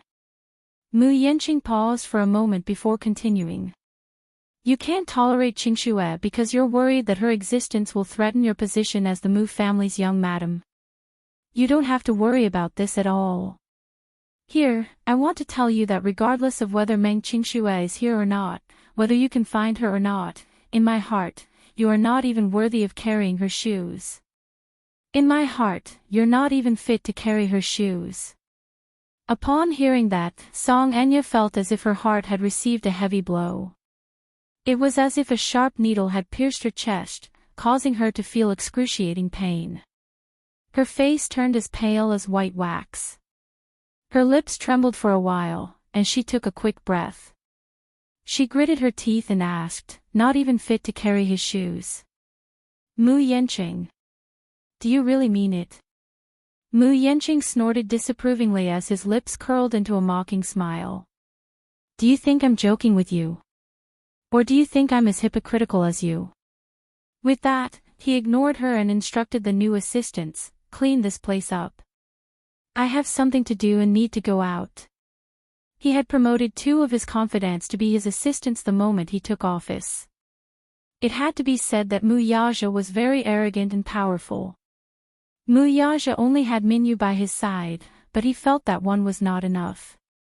Since he was now the supreme leader of the Mu group, he needed at least 5 assistants by his side to reflect his aura. Chapter 25-22. Seeing that he was about to leave, Song Enya chased after him and tried to tug at his sleeve. "Where are you going?" Mu Yanqing did not even look at her as he flung her hand away. Song Enya was furious and shouted hysterically, "Stop right there. Mu Yenqing turned around abruptly and glared at her fiercely. Song Anya, I'm warning you, we're in the company now. You must remember your place and don't act like a crazy woman. You'll embarrass the Mu and Song families. Song Anya was so angry that her chest was heaving up and down. Her eyes were red and swollen. Ever since she became pregnant, her emotions were easily out of control. She was no longer as calm and stable as before and often had hysterical outbursts. She forced herself to calm down and suddenly asked in a trembling voice, Mu Yenqing, do you treat me as your fiancé or not? Of course. Mu Yenqing's voice was cold. You're my fiancé. This is an undeniable fact. Since I've acknowledged you, I won't deny your value. Then, what right do you have to treat me like this? Song Anya widened her eyes as tears streamed down her cheeks. Why was it so difficult to find a man who would dote on her? First, it was Mu Yaja. Now, it was Mu Yenqing. None of them had ever cared about her. Only God knew how jealous she was of Yun Shishir to be doted on like that. What about her? For a single favor, she felt like she was a beggar, pitifully begging for pity, but what she got in return was still disdain. Song Anya could not figure it out. She questioned him word by word, what right do you have? What right do you have to care so much about a lowly woman? Mu Yenqing was silent for a while. Suddenly, Meng Qingshue's voice and face appeared in his mind. He recalled the times when she lay aggrievedly on his chest and would occasionally throw a tantrum willfully. At that time, he felt that this woman was very much like a child, adorable and arrogant. He recalled that when he was unwell, she took care of him day and night, staying by his bedside and taking good care of him. At that time, he felt the radiance of motherhood and maturity from her. Mu Yenqing could not help curling his lips into a smile as he calmly said, based on the fact that she treats me wholeheartedly, she'll never scheme against me like you did. With that, he pushed the door open and left without another look at the Missy. Song Anya stood rooted to the ground in a daze, suddenly having an epiphany. It turned out that this man probably still hadn't gotten over the fact that she had schemed against him and used him.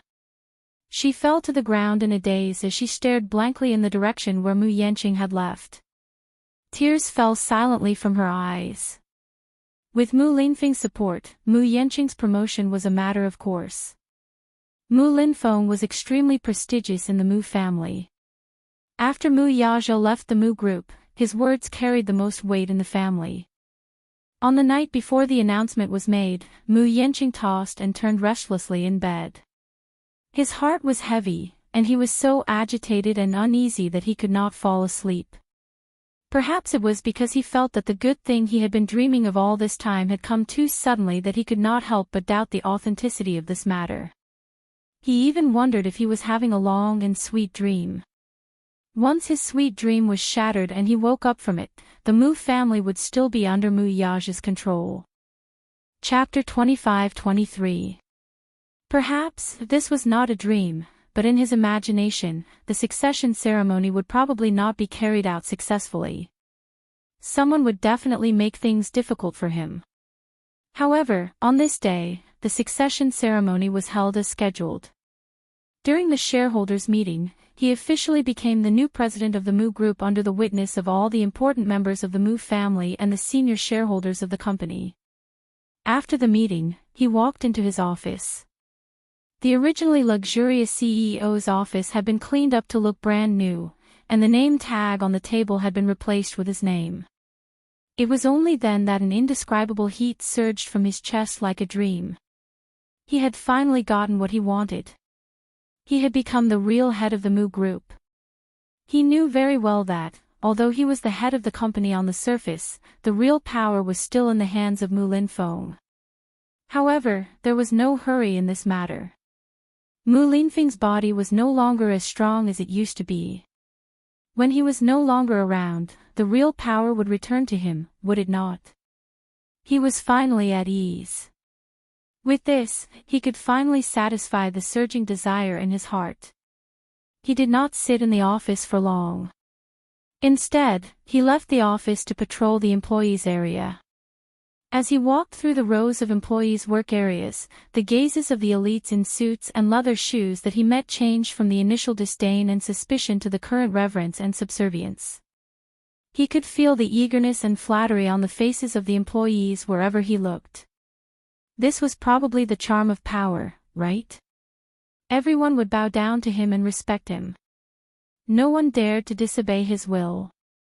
Therefore, many people in the Mu family wanted to climb up the ladder by hook or by crook. They coveted this position for no other reason than to stand at the peak and be worshipped and looked up to by everyone. Standing at the peak, one would realize that when one looked down at them, everyone would be as insignificant as a speck of dust or an ant. He seemed to be able to flatten them at will. He had waited so long for this moment. Now, he finally got what he wanted. At the thought of this, Mu Yenqing wanted to laugh out loud without restraint, but his rationality restrained him from doing so. In the end, he managed to maintain his composure as he returned to the CEO's office. After the Mu Group stock market plunged, although there were doubts about Mu Yenqing's succession, most of them regarded him as their savior. However, many senior and elite employees did not have much confidence in Mu Yenqing. If it was in the past, when Mu Yazhou was in charge of the Mu Group, none of the financial groups in the world could compete with the Mu Group. However, things were different now. Mu Yazhou left the Mu Group and took over the position of president of the Xinyu Financial Group with great fanfare. He made a beautiful comeback with great fanfare. Now, he was ambitious and rapidly rising in power. He had become the leader of the Xinyu Financial Group. This was simply a miracle. Apart from Mu Yazhou, no one else would be able to create such a miracle. The Xinyu Financial Group, the existence that the Mu Group loved and hated, was now the biggest enemy of the Mu Group. Chapter 25-24. The reason why they said they loved and hated him was because the person in charge of Xinyu was the leader of the Mu Group whom they had always respected and looked up to. What they hated was that every time Xinyu made a move, it was undoubtedly to destroy the Mu Group's future. The ruthlessness of his moves was jaw-dropping.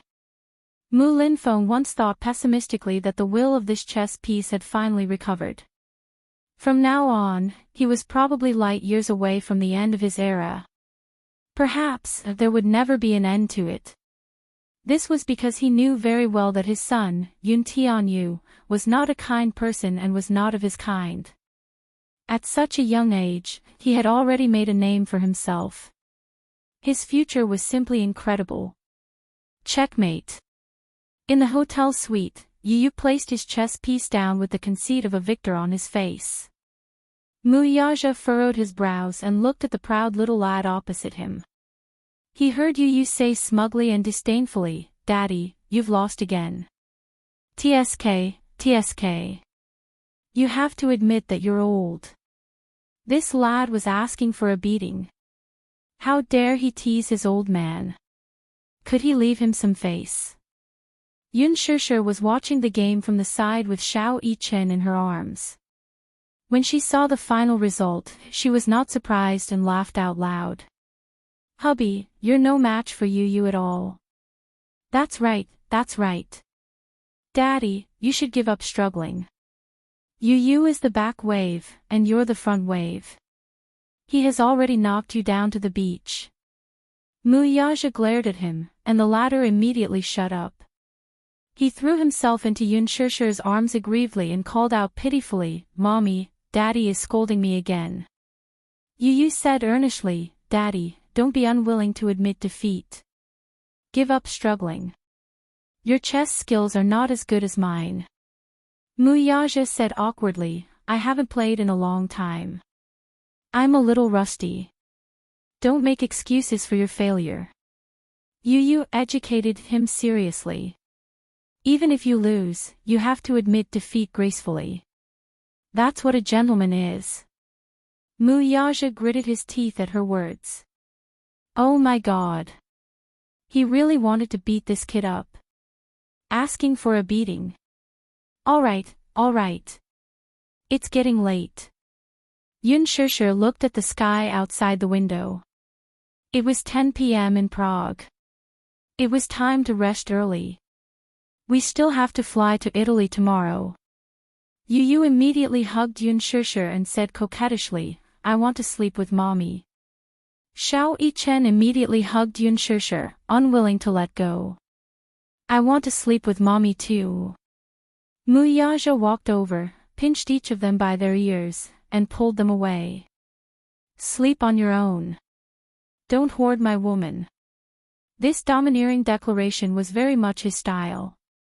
Yun Shishir's lips twitched. Every night, the father-son trio would fight over her as scheduled. Yu and Xiao Yichen would fight to sleep with her, but in the end, Mu Yaja would kick them away in disdain.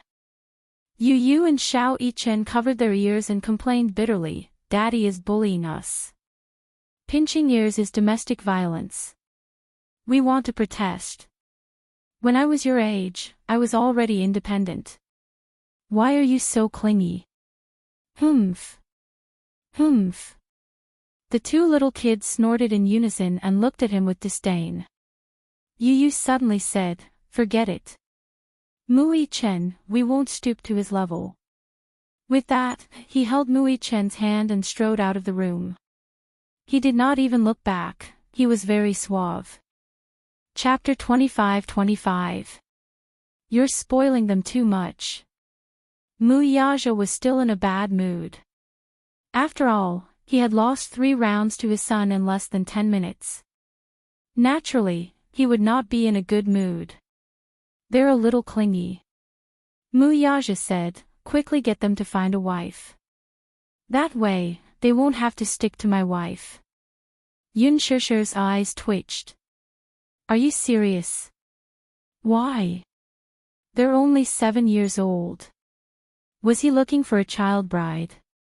Yun Shishir suddenly walked over to the sofa, sat down beside him, and hugged his shoulders. Today, the director called to ask when I'll be returning to the set.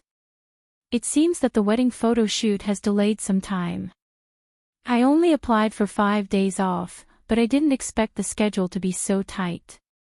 5 days isn't enough.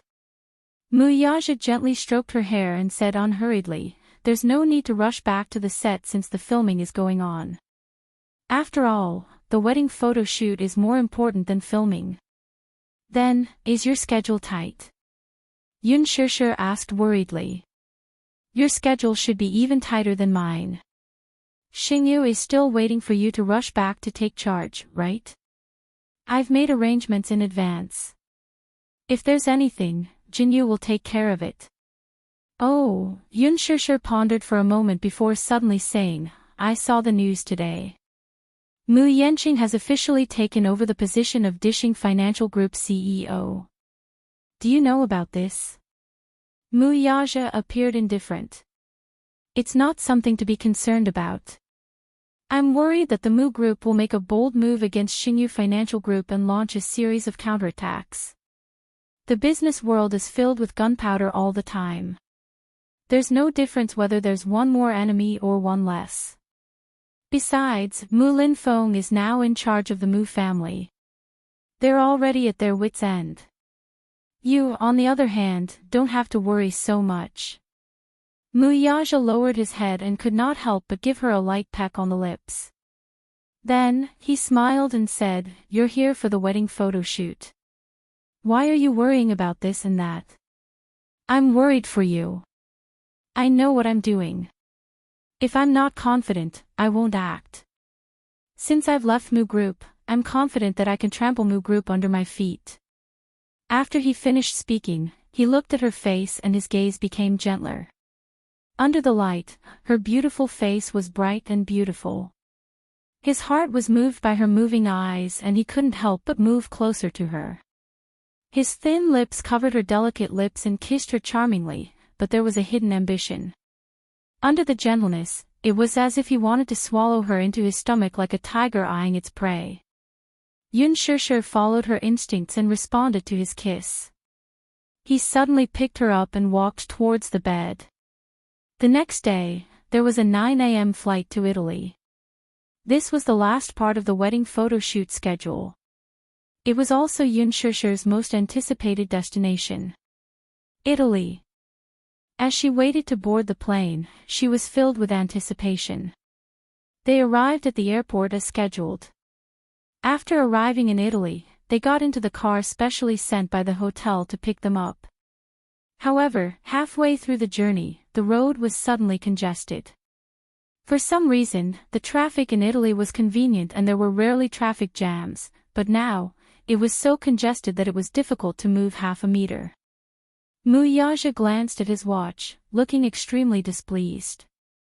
He then asked in fluent Italian, "Why is there a traffic jam?" Chapter 25-26. The driver was surprised because Muyaja's Italian was too fluent. If it wasn't for his handsome face, he would have thought that he was a native of Italy. "Honorable sir, I'm not sure either. We've been stuck in traffic for 5 minutes. What's going on in front?" Muyaja suddenly said to the hotel manager in the front passenger seat, "Go down and see what's going on." "Yes, sir." The blonde hotel manager immediately got out of the car and walked forward to investigate the situation. Yun Shusher sat in the back seat. After waiting for a long time in the traffic jam, she couldn't help but feel a little sleepy and yawned a few times. Muyaja glanced at her and asked, "Sleepy?" "Yeah, a little." Yun Shusher couldn't help but blush. She complained, "Didn't you not rest well last night?" This energetic man had tormented her until midnight before he finally stopped. She didn't know where he got his strong physical strength from. He slept later than her, but he was still full of energy and didn't look tired at all. Or was it because her stamina was too weak? Her physical fitness wasn't bad, but compared to this inhuman, it wasn't worth mentioning. Muyaja couldn't help but smirk. He asked, "Are you blaming me?" Yun Shusher's face turned even redder. She said angrily, "Who else can I blame if not you? It's all your fault. You were very passionate last night. You wanted it so much. I was just trying to satisfy you." Muyaja said righteously. Yun Shusher's face was so red that it was about to bleed. She couldn't help but say angrily, "What do you mean? What do you mean I was passionate too? It was clearly you." Muyaja saw that she was hesitating to speak. Her expression was incomparably bashful, as if she was too embarrassed to say anything. He could not help but want to hear it. He inched closer to her and pressed on. "It's clearly me." "What about me?" "I'm not talking about it." "Why aren't you talking about it?" Muyaja teased her on purpose. "It's clearly me. What's wrong with that?" Yun Shusher glared at him coquettishly. "What do you mean, what happened? How could such a man force her?" He was clearly trying to tease her and embarrass her. Last night, it was clear that he wanted more and more, as if it wasn't enough. There were several times when she begged for mercy, wanted to stop, protested repeatedly, and expressed that she was tired. However, he didn't know fatigue and worked hard on her body, tormenting her until she felt like her entire body was about to fall apart. In the end, she collapsed on the bed in exhaustion. Her entire body went limp, and in the end, she could not move at all. Wasn't it all because of him? How was she supposed to say these words? Yun Shusher glared at him again and again, her heart full of resentment. Muyaja silently cursed in his heart. If he didn't work harder to sow the seeds, where would the daughter he longed for come from? He wholeheartedly hoped that her belly would be able to work harder and give birth to a little princess for him. Only then did he put this matter into practice. This man was the most black-bellied. He knew that this woman would take certain contraceptive measures and would take pills before doing it.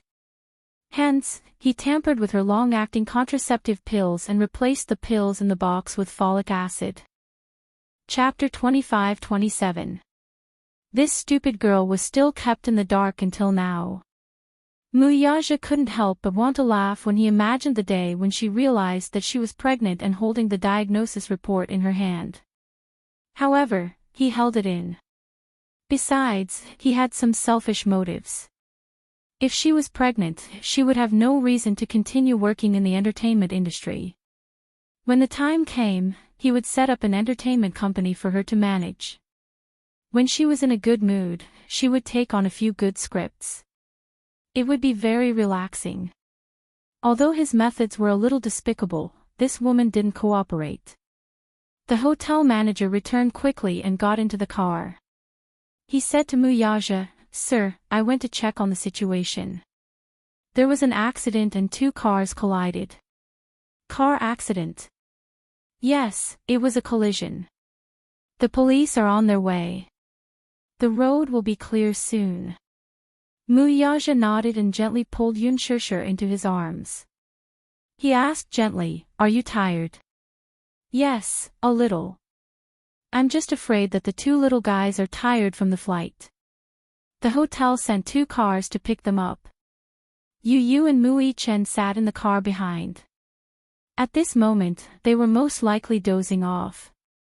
The road was clear again. The car moved slowly. When they passed by the scene, they saw a Bentley and a Maserati colliding. Yunshishir couldn't help but take another look. By the side of the road, a woman with brown hair and black eyes was standing face to face with a uniformed police officer. They seemed to be cooperating with the investigation.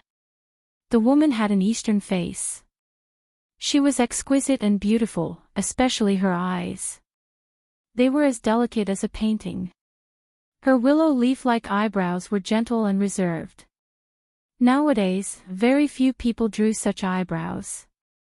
Most of the people had a Korean-style unibrow, but few people were interested in willow eyebrows.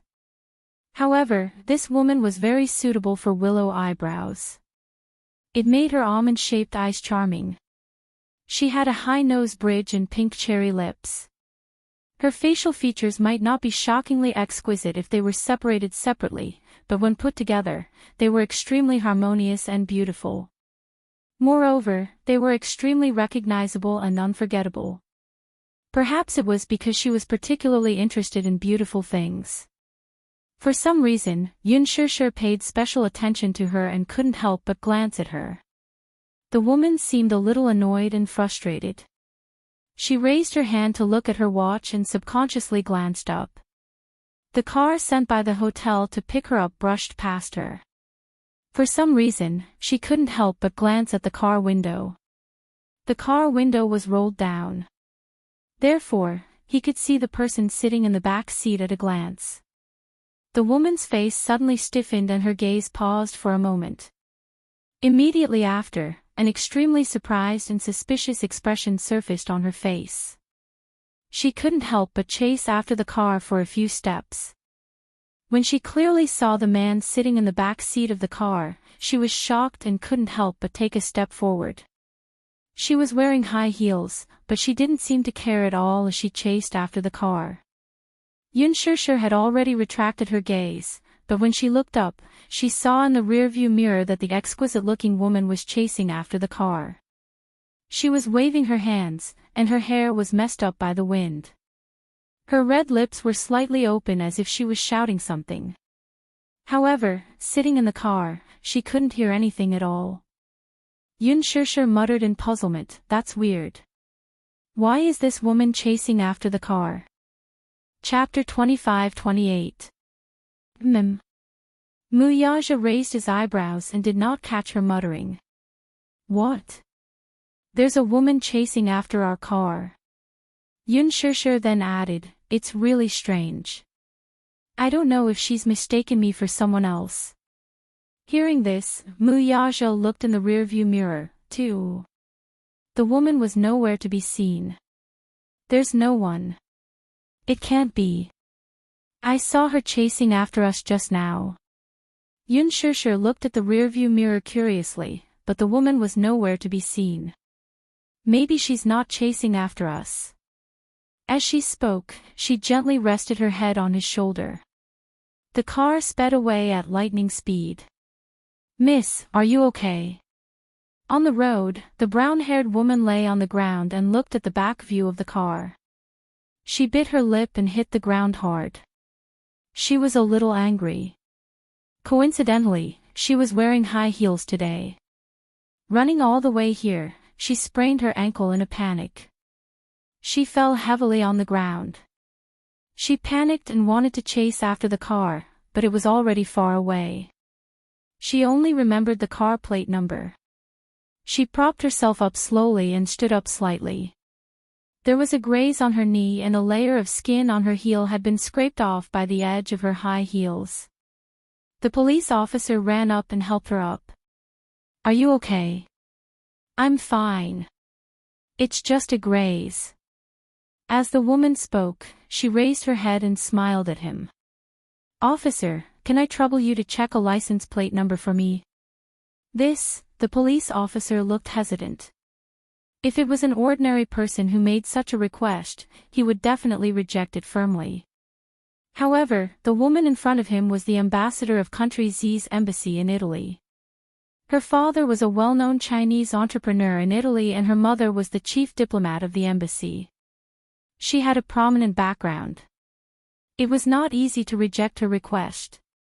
The woman smiled at him and said politely, "Thank you, officer."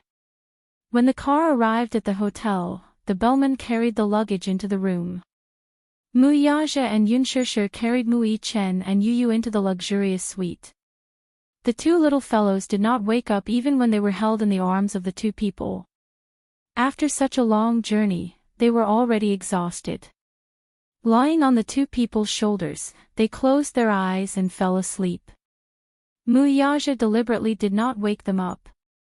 They had flown all the way from Prague to Italy. Besides the time difference, they were exhausted.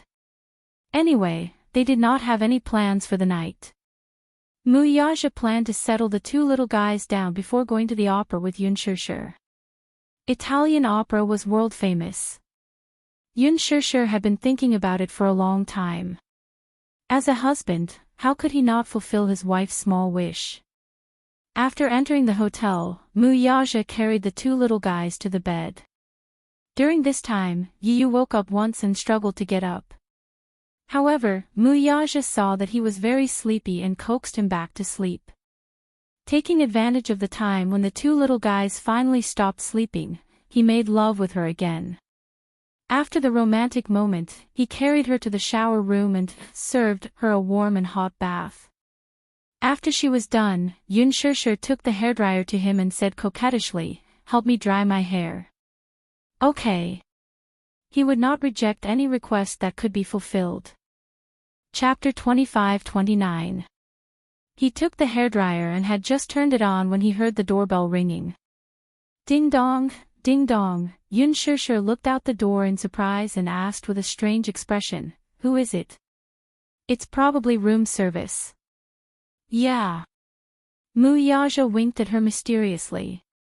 "I've prepared a candlelight dinner just for you." Yun Shishir was stunned for a while and said shyly, "It's so romantic." "I'll go get the door. Wait for me here." Mu Yaja hugged her and kissed her cheek before turning to leave the shower room. Yun Shishir picked up the hairdryer and blew herself dry. Her heart was as sweet as honey. This man really knew how to be romantic sometimes. Time and time again, he surprised her. From the proposal to the engagement, and now to the wedding photo shoot, this originally rigid and dull man seemed to have been enlightened overnight. The romantic cells in his body seemed to have been revived, and he knew how to flirt with her occasionally. This was a huge improvement. Just as she was immersed in the romantic fantasy of a candlelight dinner, she suddenly realized that he had taken too long to open the door. Curious about the candlelight dinner, she put down the hairdryer and tiptoed out of the shower room. However, just as she walked to the entrance, she saw a scene that made her freeze. Mu Yaja, dressed in a black bathrobe, stood at the door with his back facing her. In front of him was a brown-haired woman who had thrown herself into his embrace. Her arms were tightly wrapped around his waist. Her fingers were long and slender, but due to the tight embrace, her knuckles had turned white. Muyaja finally came to his senses after being in a daze for a long time. He frowned and took a while to realize who the woman in his arms was. They had not seen each other for a long time, and he couldn't even call out her full name. In his hazy memory, the girl's warm and clear face floated to his mind. He couldn't help but follow his memory and silently said a name, Xian, brother Zhe. The woman buried her face in his chest, and a warm current flowed down along the lines of his muscles. I miss you so much, the woman cried emotionally. I thought that I would never be able to see you again in this life. Hearing this, Muyaja's expression changed. Suddenly, the corners of his lips curled up, and he couldn't help but sigh dotingly. Silly. Haven't we met? Yun Shusher's face stiffened. She didn't know how to deal with such a situation. Who was this woman? He heard her call him brother Zhe, and he called her Xian. Could it be that they already knew each other? However, why did she feel that this woman's attitude towards him was somewhat unusual? Yun Shusher looked at her hands that were tightly wrapped around his waist. Only when the woman raised her head and saw her familiar face did Yun Shusher realize who this woman was. Isn't that the brown-haired woman from this afternoon?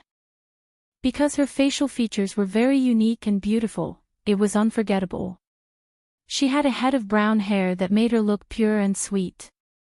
Her palm-sized oval face was fair, and she had on light and elegant makeup. It wasn't too bright, but it was fresh and refined. It was just right. Ah, how could she forget that this was the woman who had chased after their car? Chapter 25-30. Could it be that he saw an old friend in the car at first glance? A dinner car was parked beside the woman, and the candlelight on it was constantly swaying. It was romantic and charming. Contrasting with their backs, she felt an inexplicable discomfort in her heart. Yun Shusher suddenly felt a little embarrassed. She called out softly, "Honey," Muyaja's back stiffened. He suddenly came back to his senses and gently pushed the woman away. Yun Shusher noticed that his movements were gentle and soft, as if he was afraid that it would be too abrupt. It could be seen that although he was unprepared for the woman's sudden hug, he did not reject it. Her heart suddenly fell to the bottom of the valley. The doubts in her heart were infinitely magnified. He turned around and saw her. He immediately walked up to her and said in a deep voice, "Why are you out in a bathrobe? Aren't you cold? I saw you open the door for so long and didn't come in, so I was a little worried. Go in first and come out after you change." Yun Shusher did not respond to him immediately. Instead, she looked at the woman at the door in confusion. "This is..." Muyaja turned around and glanced at the woman standing at the door, who looked a little uneasy. Under the woman's smiling gaze, he said softly, "An old friend." "An old friend?" "Yes, Rong Xian. She immigrated to Italy when she was 12. Muyaja paused, hugged Yun Shusher, and introduced her to the woman. Xian, let me introduce you. This is my wife, Yun Shusher. This is my wife, Yun Shusher." She noticed that his